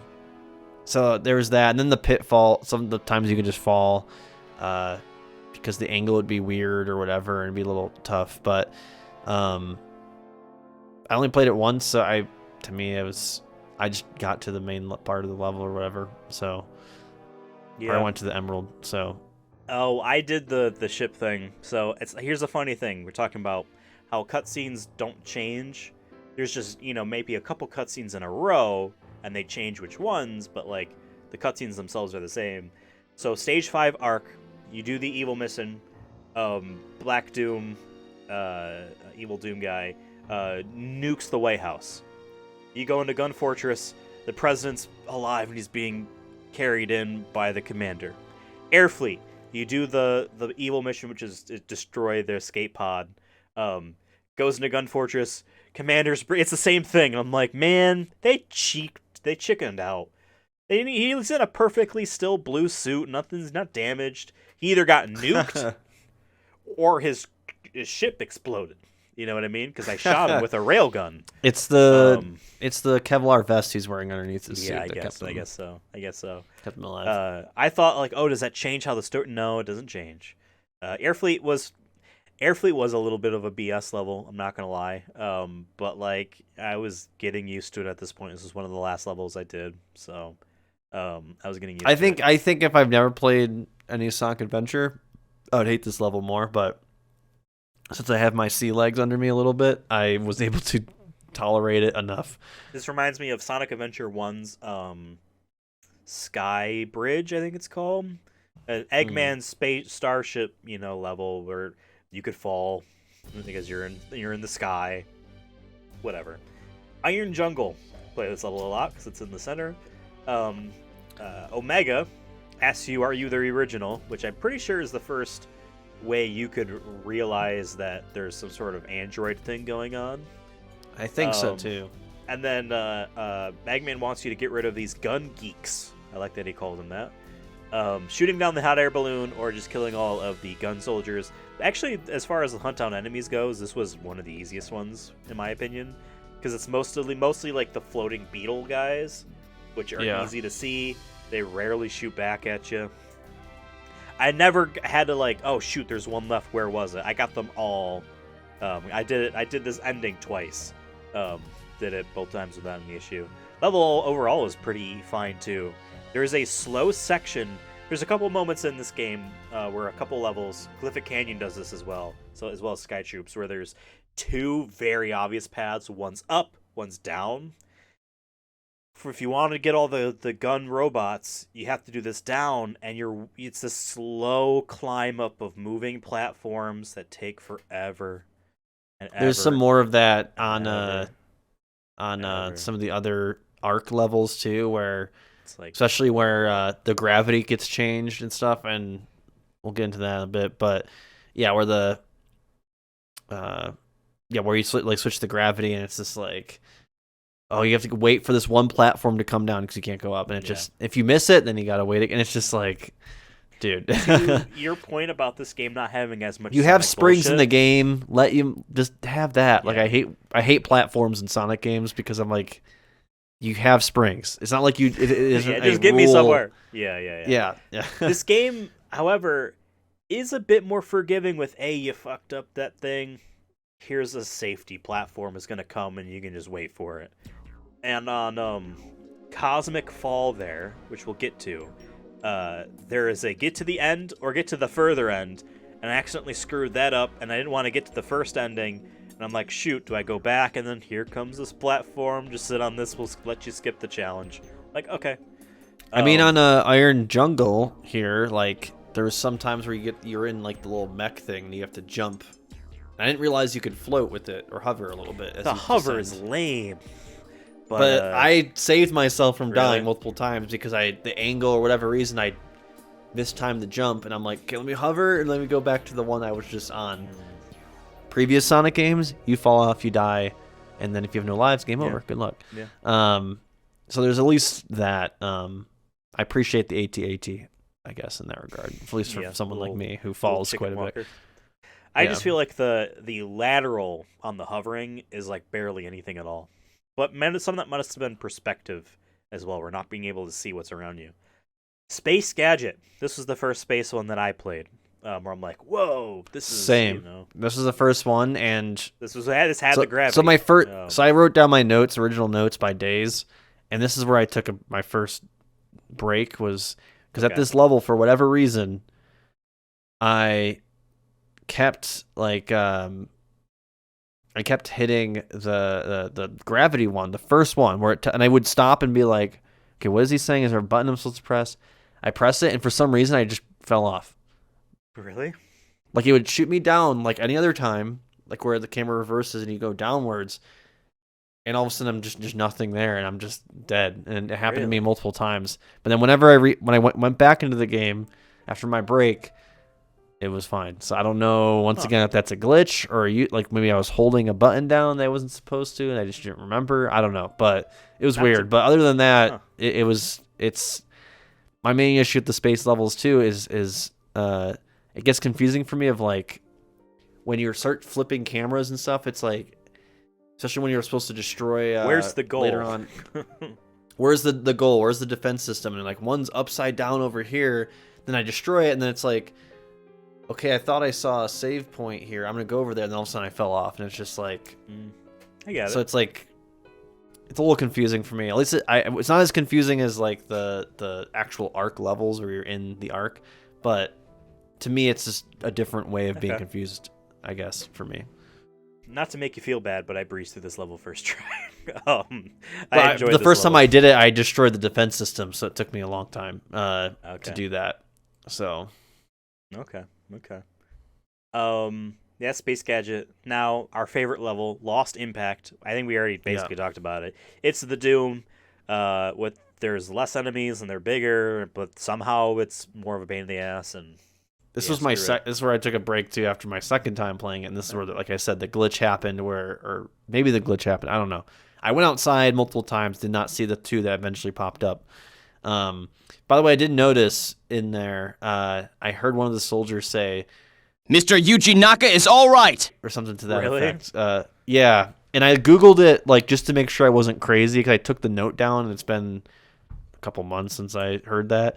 So I was like, oh, that's cool. Let me look it up. And yeah, I found a sound clip of it as well. So can verify it. I did also find a video, I didn't watch it, where someone compiled all 7 minutes of every soldier like thing being said. So shout out to that person. Don't remember who you are, but that's cool. Wow.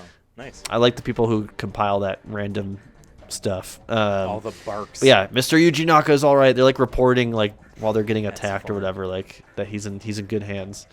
So that could be a possible alert for us as well, because is he all right? Oh yeah.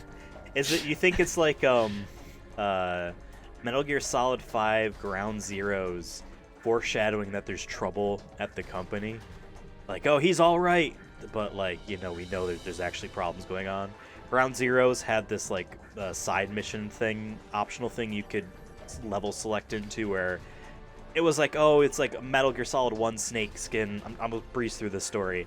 And like, it has you going around and you see all the logos of the different games, you shine your flashlight on them and they go away, and you hear over the radio your guy talking about like, what was that or whatever. And one of those lines was, it's the Kojima Productions logo, and as it goes away, the line is like, you may erase the people or may erase the name, but that doesn't change anything. It was worded in such a way where it's like, in hindsight, oh yeah, they're basically like, Metal Gear will not be the same once all of us leave, which is what happened.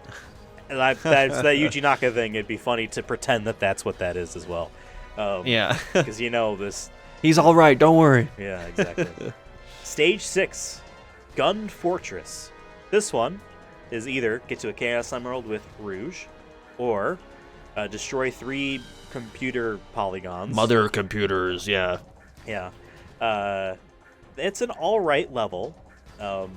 I thought the camera gimmick was weird. Excuse me. And it annoyed me a little bit. It's funny as I did it, like, because I was flying through it the first time I played it. I think I did it straight normal one time, then the next time I did the destroy the computers. I did both as well, yeah. I actually breezed through it the first time somehow, but then when I thought about it too much, then I started struggling. Same. With the camera. See, that's what this game is about. You just need the confidence and like, no, just go. Same thing you said about the triangle jumps earlier. Yeah. No, just go. Just do it. And you're fine. You're fine. Don't think about it. Just go. And like, okay, you end up doing good. Because I was like, no, I can just jump through these later. Like, yeah, it's a different angle, but it doesn't change anything. And like, I just did it. I was like, wait. And then like it hit me. I'm like, wait, that was like weird. What was that? Like, that was an interesting camera. I didn't think about it. It was like a camera until like, I think Rouge mentions that, oh, the cameras are watching you, be careful or whatever. Like, you gotta keep moving. I'm like, now I want a Shadow Resident Evil game where it's all cameras in the corners of hallways. Hey, I would love if more games are like fixed camera angles with tank controls.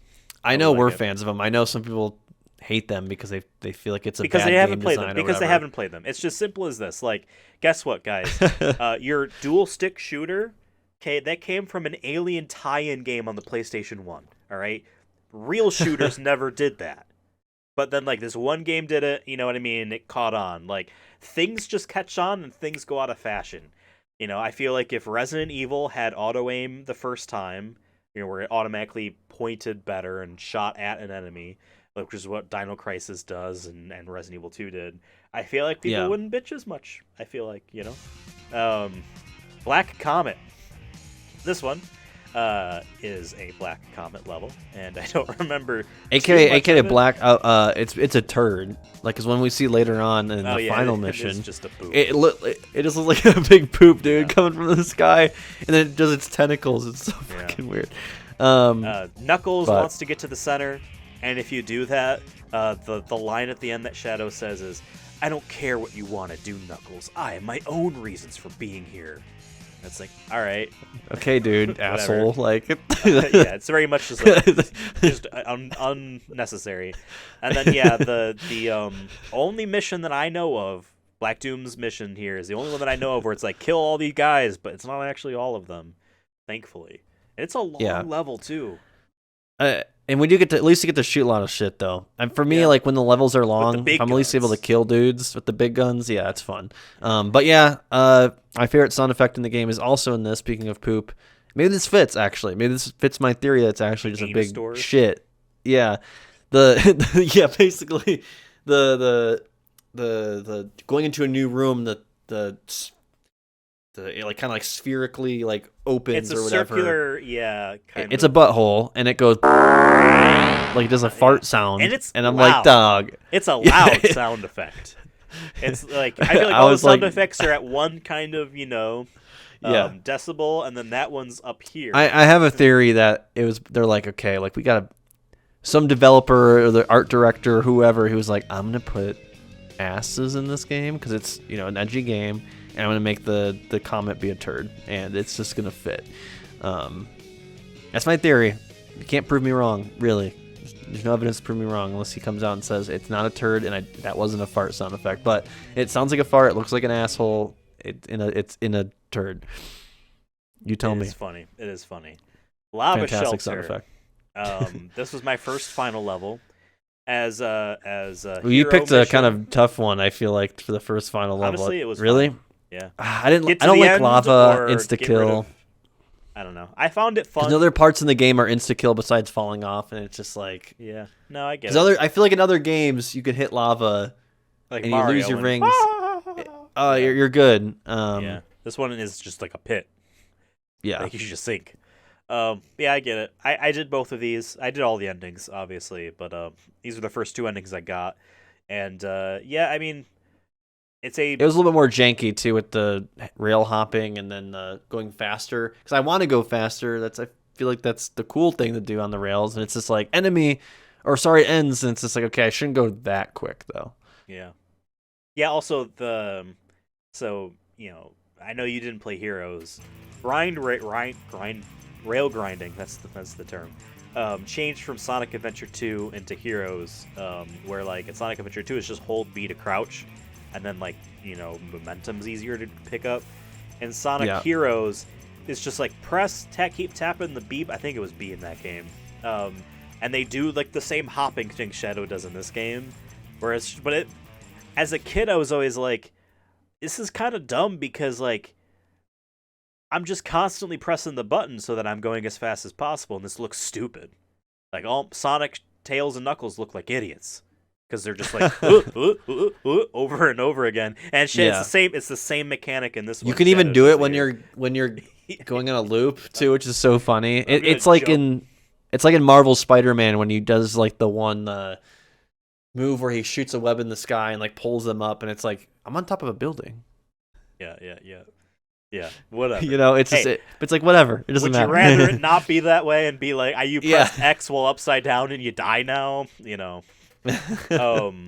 In Circus Park, actually, you can use that there's some like fire hoops to jump through on some rails, and I actually just did that instead of an actual jump, and it was easier. Lava Shelter, straightforward.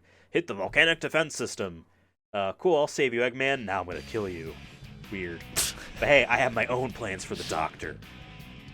Whatever. Cosmic Fall. I like this one. I really do. I get why you probably don't. This is the one where it starts off with like the arc is falling apart and there's floating platforms. I like that because the speedrun strat, if you were to make this level, would be alright, I'm just gonna fall and I'll know where to land. I'll be fine. But the fact that they start above you and they're falling slower than you and then they catch up makes it more... Yeah, I'm impatient, and I'm trying to... Once again, I feel like I can't be criticized too much for being impatient because it's a Sonic game. You're supposed to move quick. But nope, I've learned my lesson from the other games. I'm taking my sweet-ass time. There was times where I tried to fall down though to see if I could skip, and I was able to do a couple. Really? Where I could see them. It wasn't like a huge anything crazy, probably nothing a speedrunner's doing, but like I'm like, oh, I see that. Let me see if this works, and it does. Mostly in the beginning, I was able to do it because I died a lot, so I was like, okay, there's got to be a way to speedrun this part. But I got through it. I do want to see speedrunners do it though, because I love that kind of like. As much as I hate these levels, me playing them, I do like watching other people like master that. Yeah. The music's cool though, too. Yes, very. I like the music in this one as well. I just like the whole concept of this level. Yeah, it's a great one. And then Final Haunt.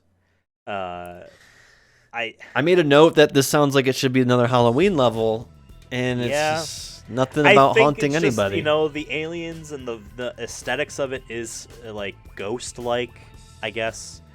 And then plus two, if you do full good, this is the first time you see any sort of Black Comet type of aesthetic. So I'm like, oh, okay. Also, I think putting Final in the name, it's a callback to Sonic Adventure 2, where the Hero and Dark Final missions were called Final Chase and Final Run. I don't remember. Final what the heroes Kiss, perhaps. So that felt like a callback to me, even though aesthetically it would have been more like Cosmic Fall and not Final Haunt. Yeah, very straightforward. I feel like the hero mission's good or nice to me because you could just find Black Doom the easiest. That's like super. Basically, you're just finding the ending of the level. Yeah. Otherwise, you got to do all the 4 shield switches, and that could be a little which bit were not rerouting a little bit as bad compared to other ones. Sure, but it still was for me when I'm like, I want to run through. I want to be fast. I want to be Shadow the Hedgehog and go quick. And it's like, nope, go find all the switches. Hedgehog's all about guns now. Sorry. Yeah. Yeah, straightforward. Why don't we talk quickly about like the different ending bosses, that you could do. So like Black Doom, he floats around an area. You wait for him to shoot a shit, and then you hit him. Easy. I actually was kind of disappointed. Sonic and Diabolon is a little weird because you're not actually fighting Sonic at all. You're just using him. You're just using him to hit the thing, hit home. Yeah. And once I found the pattern, you could get through it pretty quick. Yeah, exactly. And then Eggman's roulette thing. I like this one. Once I realized the timing on the homing attacks, you just press and hold, and you just the first time I was like distance than you feel like should be possible, where he really tracks on and hits. Yeah, really you're like a homing missile. On. Yeah, it feels more like it's not physics based anymore. You know what I mean? I like that one. The version of that fight in the lava shelter path makes getting rings a pain because I'm not. I tried it once, I died, and I'm like, nah, I'm good. I don't need the rings. But they put guns on that platform, so you want to. And I never used guns afterwards. But yeah, the camera's always facing Eggman, so you're trying to, while the camera's facing Eggman and turning, platform to the center. Nah, dog, I ain't doing that. I did it once. I died, and I was like, why did I go? What? The rings don't matter. Yeah. Really, they really don't. Like, There's I already had rings. Just don't pick them all up, and you'll have a couple. Yeah. You'll be fine. Yeah. Yeah, I was like, what am I doing? I'm like, it's not like the game rewards. There's no like I can spend these on weapons or ammo or something. You know what I mean? Whoa, like, why didn't they do that? Unlockable guns. Like if I made a Shadow game, I would have done it kind of like our Rouge pitch. Watch our episode about Rouge the Bat, Lone Gun, which I think is fucking amazing title. It's like 180 something or something like that. Yeah, where like maybe you have him on secret missions or something like that, where you have opportunities to upgrade your armor, upgrade your whatever, your guns or health, whatever it may be. Hey, like I think each mission / level has multiple objectives. If you do certain ones, you go to a different level, and then in between, what you're saying, you buy an upgrade. Yeah. What are you buying? Exactly. You run into him or something. And it's fixed camera angles. It's just Resident Evil Shadow. Hey, you know what? That's what the new Sonic game is going to be. I mean, we did make a Sonic and Resident Evil game, so it could fit. Yeah, absolutely. I forget it's also like not Formula 1, but like it has a racetrack in it. Yeah, because the IX for Roman numeral 9. Anyway, once you get all 8 endings, which we talked about like an hour and a half ago, it then unlocks a new thing in the menu called The Last Way, which is the final story. What actually happened in the final level? It's just another Black Comet Final Haunt type of thing. It's just running through orifices. And now this one, did you play this one? Did you play No, I didn't. One? I didn't Okay. get to the. I watched someone. Fair. I watched it on YouTube do it, and I made sure not to find. There's a lot of speed runs of it, by the way. I made sure not to watch that one. Just watched it normal. Here's an issue I have with it. So the level, okay. Issue. Beginning of Westopolis, pretty early on, there's just a Chaos Emerald you get. You got it 8 times, I'm sure. You know what I mean? Yeah. And like that's how I contextualize Shadow being able to use the hero gauges and Dark Gauge. Because guess what? The blue one, the hero one's called Chaos Control, which we know in Sonic Adventure 2, he needs a Chaos Emerald to do. Black Doom takes all the Chaos Emeralds at the beginning of Last Way. Yet the game still has the meters. Not only that, it requires you use the blue one at least 3 times. There are moments where you hit a dead end and Shadow says, "There's nowhere else to go, I have to use Chaos Control." And I'm like, okay, there's one enemy that keeps spawning in. I kill him until my blue gauge is full. I thought because there was lame. 7 minutes on the timer, I was gonna skip the enemies. Turns out I was an idiot for doing so. Granted, I didn't die or didn't lose the mission. I did it first try. I did die, but like I didn't run out of time. Is my point. So whatever. But yeah, let's just get to the end, and then like it's just flying around in space with that final boss fight, which is fine. I will say I didn't run out of rings at all. I'm kind of sick of because this isn't the only Sonic game that I've played too that had the flying boss. I know you mentioned it before. I think which one was it? Sonic 06, I think. But don't worry, a brand new game that came out recently also has a flying bullshit in it as well. That I'm just sick. I'm just sick of it. Yeah, do something else, please. Yeah, make Supersonic can be on the ground. It's okay. Somehow it'd be cool for them to try to make the Supersonic idea in a 3D Sonic game as a thing you could do in levels. Try to make that make sense. I get it. Supersonic can fly, so you don't want to just make a level trivial. Make the next final boss be a fucking nuclear sub and have him fight it underwater. Underwater. He's still flying around, though. It's a little slower. I don't know. Okay. He fights sharks. He fights Aquaman. I don't care. Okay. That was all the levels. Yeah. I know for me, like, I know we're talking about a lot, but for me, I wanted to at least talk about the music. We don't have to go deep dive into each song or anything like that, but this is an interesting soundtrack because for me, and I re-listened to it on Spotify afterwards, and it's funny is the Spotify version sounds just as, like, production-wise, just as, I call it kind of flat because it's from, it was, I'm sure, condensed to a certain degree to fit in the game files and all that. It's funny is that it sounds still a little flat at some of the, like more there isn't in-game as songs. much of a dynamic range in the bass. Yeah, like it just, best way I can describe it is it just sounds like production value like from the early 2000s. Almost? Yeah, just yeah, like TV speakers. I did to be fair, I did listen to it over my computer, so that could have been it, but whatever. In game it sounds good too still, but nothing it was bad. It just, like, it's funny, it still sounds exactly like it does in the game. I thought maybe it would be remastered because usually around that era things have been remastered by now. I will say, actually, yeah, a lot of Sonic soundtracks got remastered when Sonic Generations came out. Not Shadows, though. Not this game. I'd be interested to hear a remaster of this. But overall, like, it still has that Sonic sound, and obviously Shadow's known to be edgy. They're trying to make the game edgier. So you do have a little bit of that elements to it that I thought was cool. Like, even Crush 40's 2 songs they have on it, their guitars have a little bit more fuzz, whatever pedal effects they're using, or output effects they're using on their guitars has a little bit more teeth to it, I would say. I'm not going to call it metal. I'll actually, like, I gave a lot of credit to Sonic Frontiers for having metalcore music in it. That's pretty good. And I usually, as a metal fan, metalcore isn't my, like, favorite subgenre of metal. I'll listen to it when I'm in the mood for it. But, like, Sonic Frontiers really good metalcore music. But this had some good, I would say, harder rock compared to Sonic Adventure and Sonic Adventure 2 in terms of, like, its abrasiveness in a good way. I mean, when I say abrasive, I know a lot of people think it's a negative thing. For me, like, hard music, metal music, abrasiveness could be good. But I know you were raising your hand. Sorry, I just wanted to say, I always referred to Sonic Adventure 2 soundtrack. There's a little bit of punk in there, but it's a lot of glam rock. It feels like the Bangles are playing it, for the most part.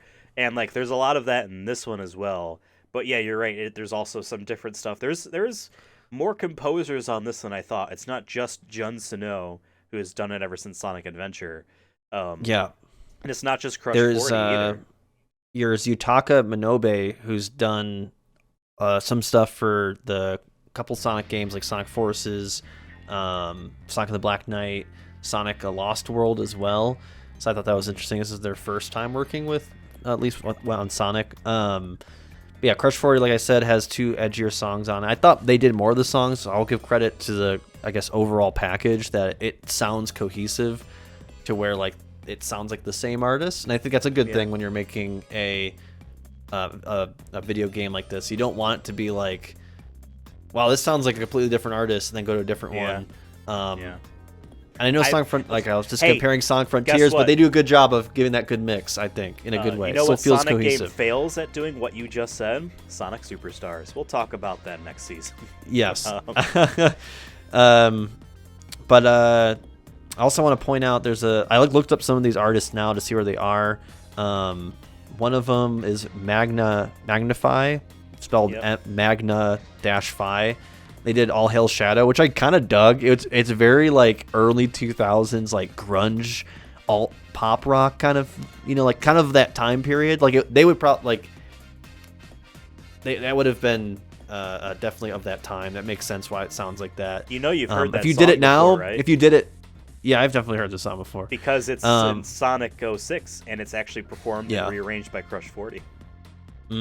That's his theme in that game that plays over the credits. That makes sense. This is a little bit more moody. This is during like one of the end credits for one of the endings. I'm assuming one of the dark ones.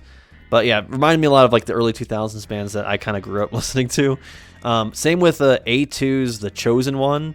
But this felt like more alternative rock, so kind of like more in that less grunge, more in alternative.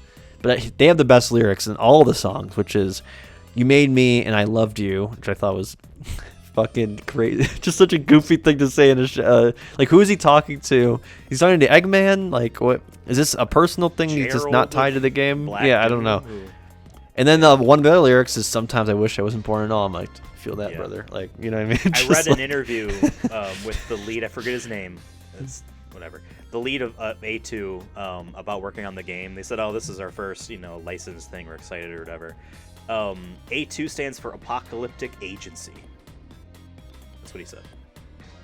I looked them up. They did have a new EP or something out in 2022, 2023. But they haven't done much, at least not on Spotify. Like, I know Spotify doesn't have every artist's work on there. But at least from what I quickly saw. But yeah, there's quite a lot of stuff on here. And I will say I'll give the soundtrack, in terms of comparing to other stuff, I'll give it a B. I think it's a fair. I think overall it's one of the better like full packages, like in terms of like it felt cohesive. But some of the stuff I was like, this is fine. But Devin, there are no more gods, no more graves. And then I skipped the song because I already listened to it once. Yeah. Yeah. It's fun. It's at least fun, and it fits the early 2000s. I feel like if you did these songs today, people would call you out and be like, "What the fuck is this?" Yeah, you know what I mean? But for that time period, yeah. To me, like, this was 100% middle school edgy Tumblr. This game, the soundtrack, the key art renders of Shadow holding his desert eagle and looking down and walking all, stern, but also maybe sad, or like, it's just, there's a vibe. There was a missed opportunity, by the way. Because it takes itself so seriously, but it's stupid. And I love that. I love it. They missed an opportunity to having a scene where it's raining, or a game where, I know probably with the frame rate and early tech, it probably wouldn't have worked, but like as much how quick you need to go in the game. But I needed a scene where it's like raining and he has the gun in his hand and he's like, I don't know, maybe he beat up Sonic or something. He's like, "Sonic, I didn't want to have to do this." And it's like, thunder strikes as he pulls the trigger. Well, there's an early poster of this game of like Shadow holding a gun standing on a rock, right? All like confident, like he's earned a victory. And below him is a defeated Shadow. And the implication is that Shadow's going to execute him with the gun. That's the implication, that he's defeated him. Yeah, I agree with you. His music is good. Like I said, there's some. This is a type of game where like you'd expect the hardcore, almost butt rock type of tracks to be like the highlights, but for me, there are some moodier tracks where I'm like, this is rad. Like this is really good. Some of my favorite like of this time, maybe this is a little bit later, 2005, a little bit later, but like late 90s, a lot of video games use drum and bass and stuff, and I love a lot of like drum and bass like video game. Like that's my preferred like video game soundtrack if I'm gonna listen to a video game sound. I love like that late 90s especially when the production was, not as perfect and whatnot back then, and people were figuring out how to use computers and stuff. I just love that era. Stuff is in that era is what you're describing is fantastic. Yeah, I love a lot of Capcom that I listened to. Dino Crisis, come on. But Resident Evil, all of them have just the productions is so you can't replicate it really today, and it wouldn't sound as good because it's just of the time. At least maybe there is people doing it who are really good. I just haven't found them yet. But no, some of the drum and bass, moodier drum and bass shit is really cool. I actually added it to my I have a playlist for my Twitch streams that I do, and I've been working on it the last year, just having ones that won't get flagged. Hopefully, I've been testing out what ones won't get muted. And I did add a couple from the Shadow the playlist. So you made the playlist at least, Interesting. A couple people I want to shout out. Shout to them. I want to just shout out a couple people here in the credits here. You Amora was the enemy game designer. Thank you for making the enemies not assholes.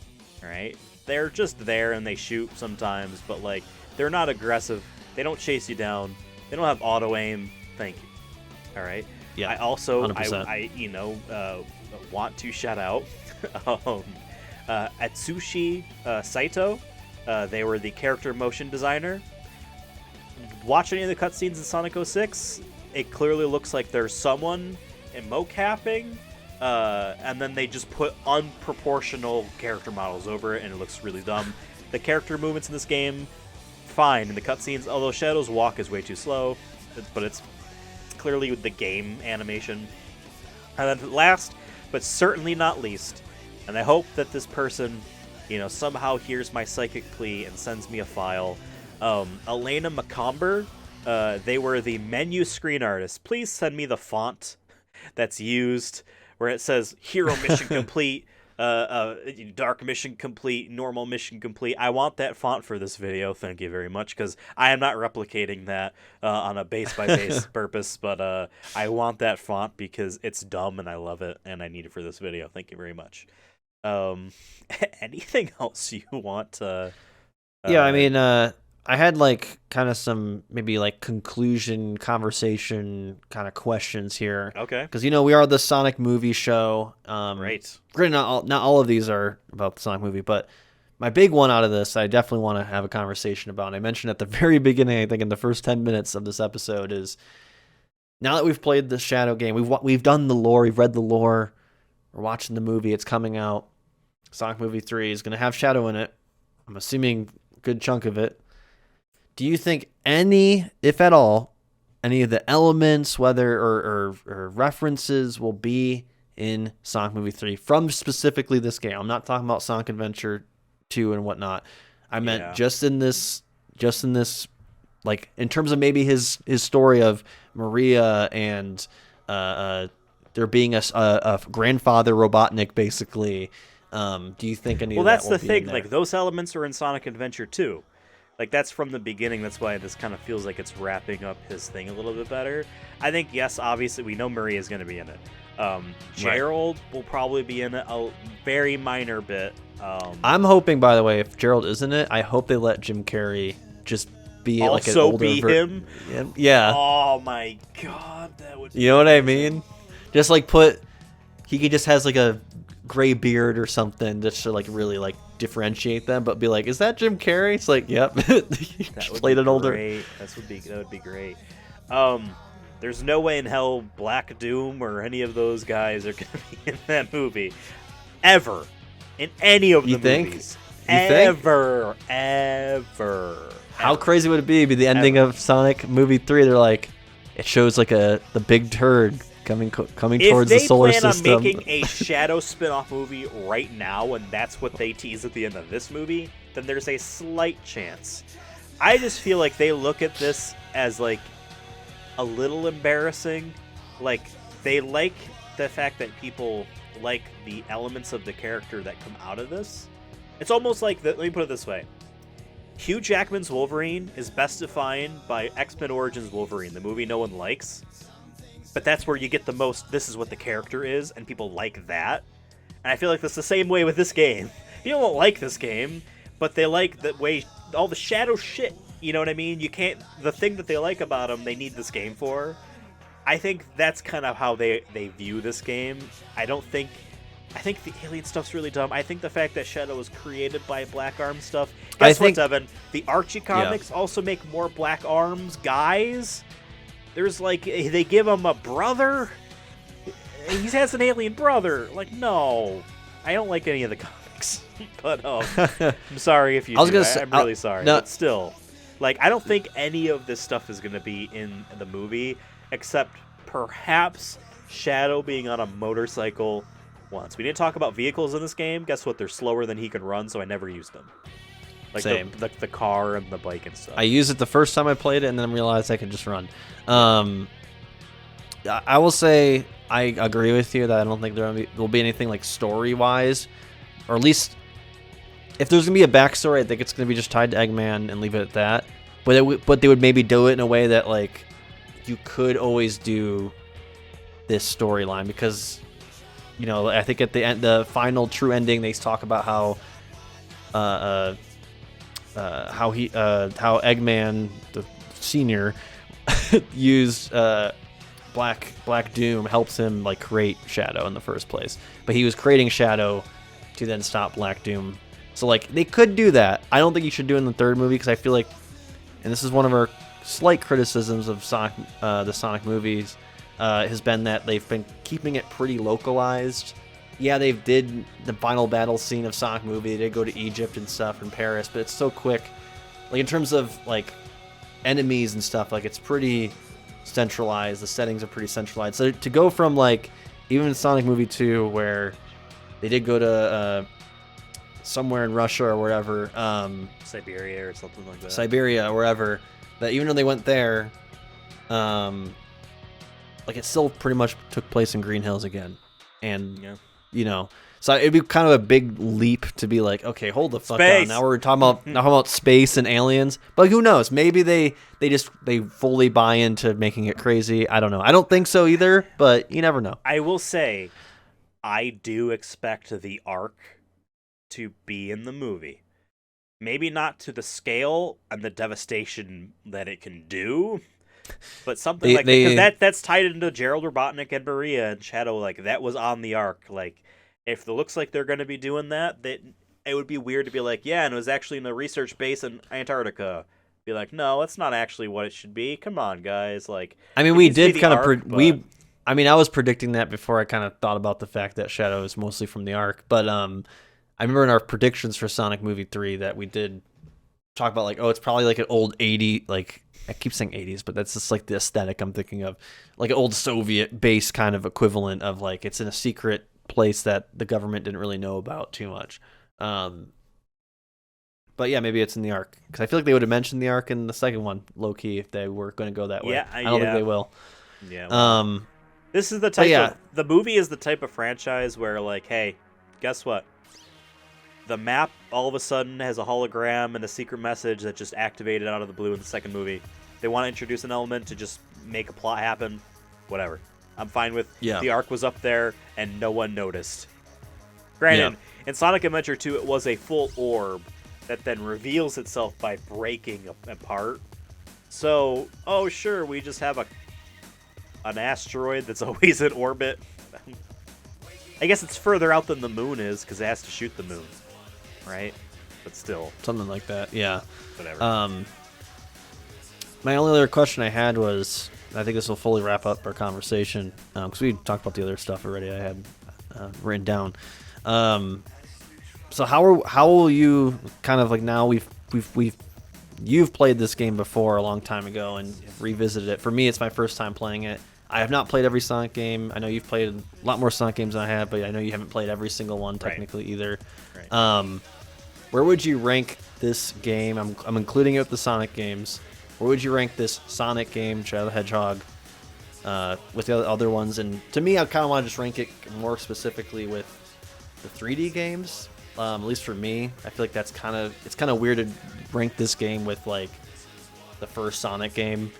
But we can do that if you want. But like, I don't know. I just want to hear like, we don't need like a full list right now or anything like that, but more of just like, what is your general thoughts Because like I know I have mine, but like I want to hear what your general I will thoughts are say- compared to other Sonic games. I will say, first off, I will compare it to Sonic 1 because out of the 4 games we've covered for this show every 50 episodes, I think it is, in my opinion, the third interesting one. I still like Sonic Adventure more, and I think Sonic 1 is even better, and Sonic 06 is the worst. I know my fingers are probably in reverse order on the screen there, but it's funny to say that the order on which ones are best are in release order, which is really disappointing to be like, they get worse overall. Of those 4, I like it more than 06, obviously, less than Adventure, and less than Sonic 1. Of the 3 Sonic games, Sonic Adventure 2 was my first Sonic game. I played it when I was 6. I loved it. Like, that's my favorite Sonic game. It's in my top 10 favorite games of all time. Doesn't mean it's good, no. But, like, it's good to me. And that's all that matters to me.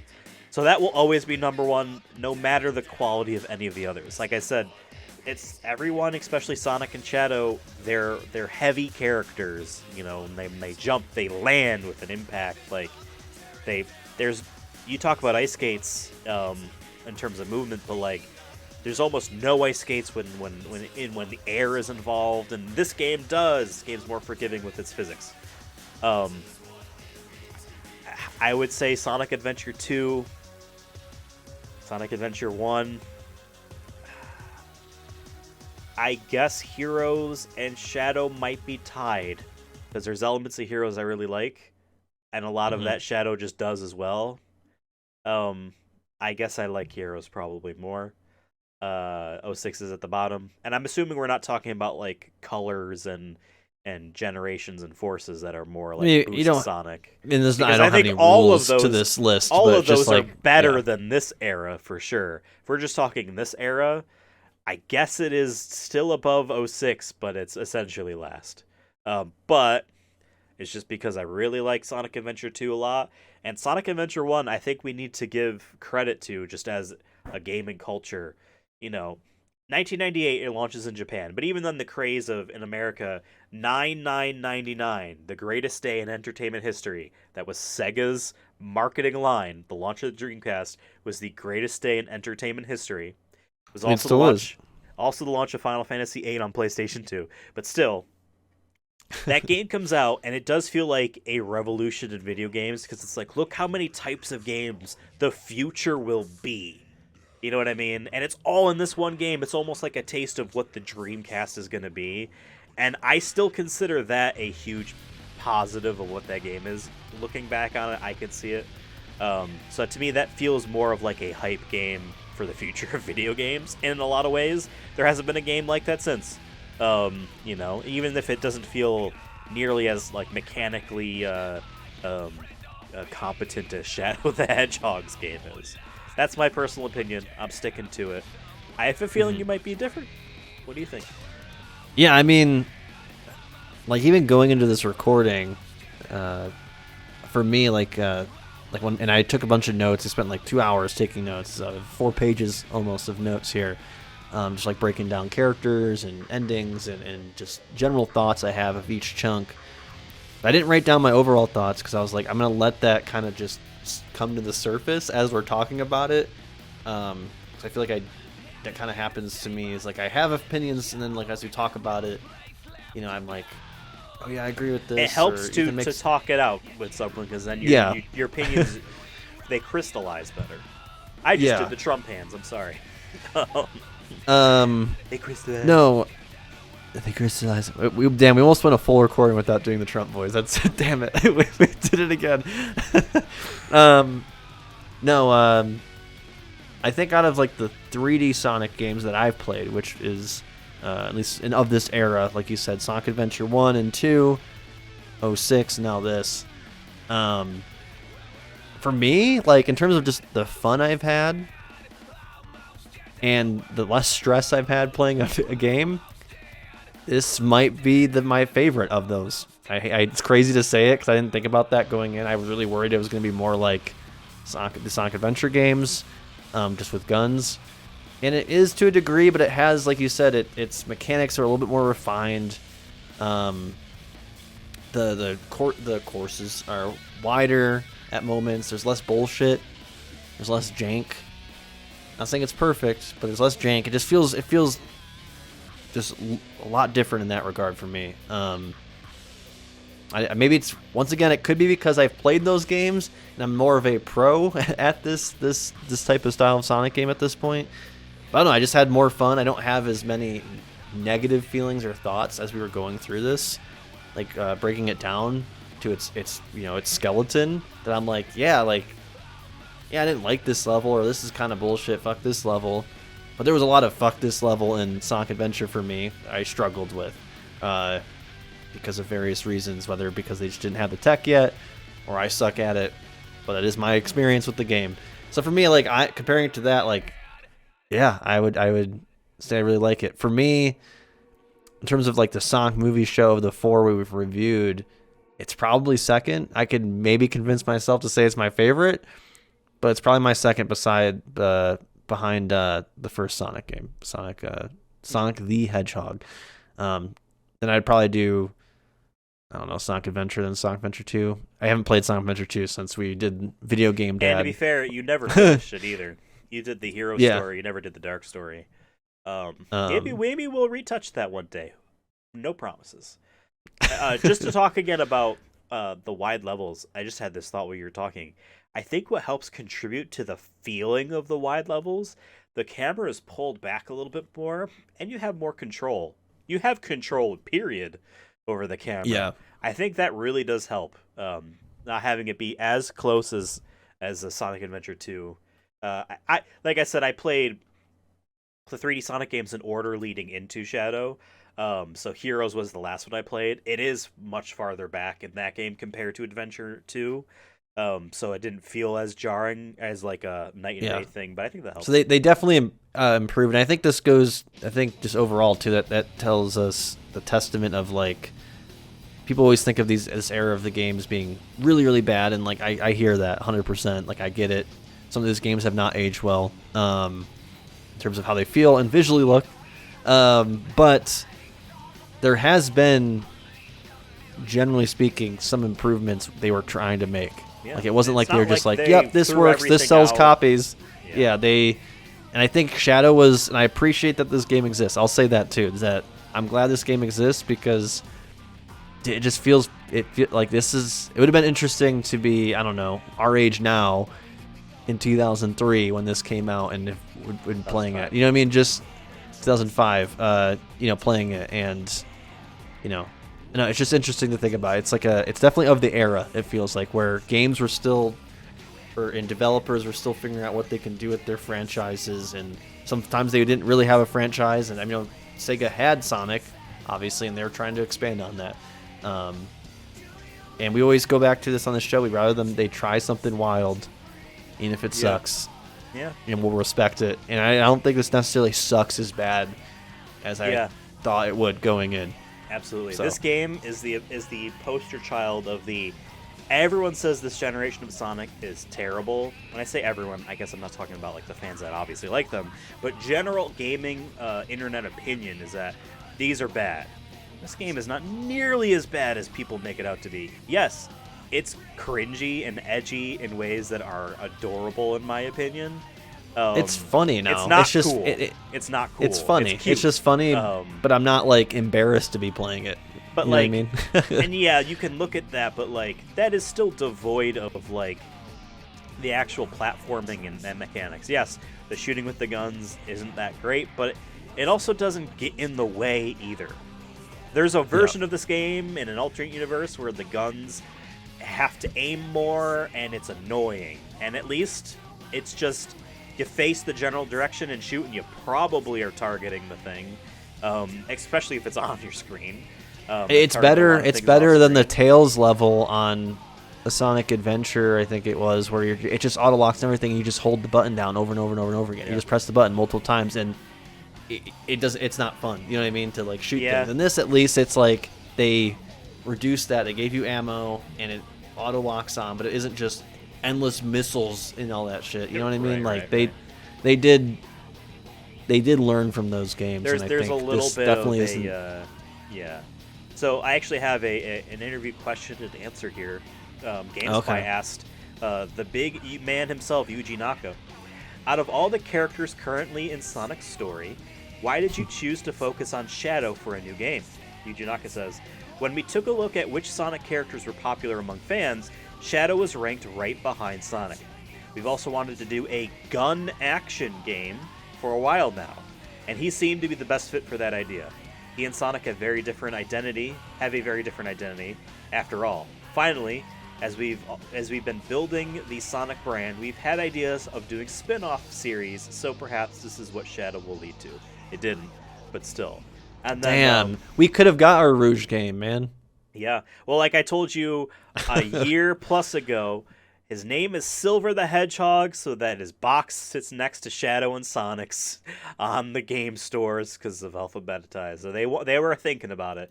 And then I believe this is a quote from Izuka. This is a quote from Izuka about, again, like why to do Shadow. He says, since we first introduced him in Sonic Adventure 2, we have wanted to feature Shadow in his own game. We maintained Shadow as a mysterious character, and now fans can control his destiny by engaging in a unique gameplay experience that offers a multitude of possibilities. Yeah. So I think we'll leave Shadow there. This game is not nearly as bad as people say. I'm glad we played it. Hey, and goodbye forever, Shadow the Hedgehog. Just kidding. I really do think we should do that stream idea of just running through the neutral story, both of us, just for fun, just to see like how quick we both could do it. You know what I mean? Just yeah. as a friendly race, but also I just want to see what like and then collectively we can do.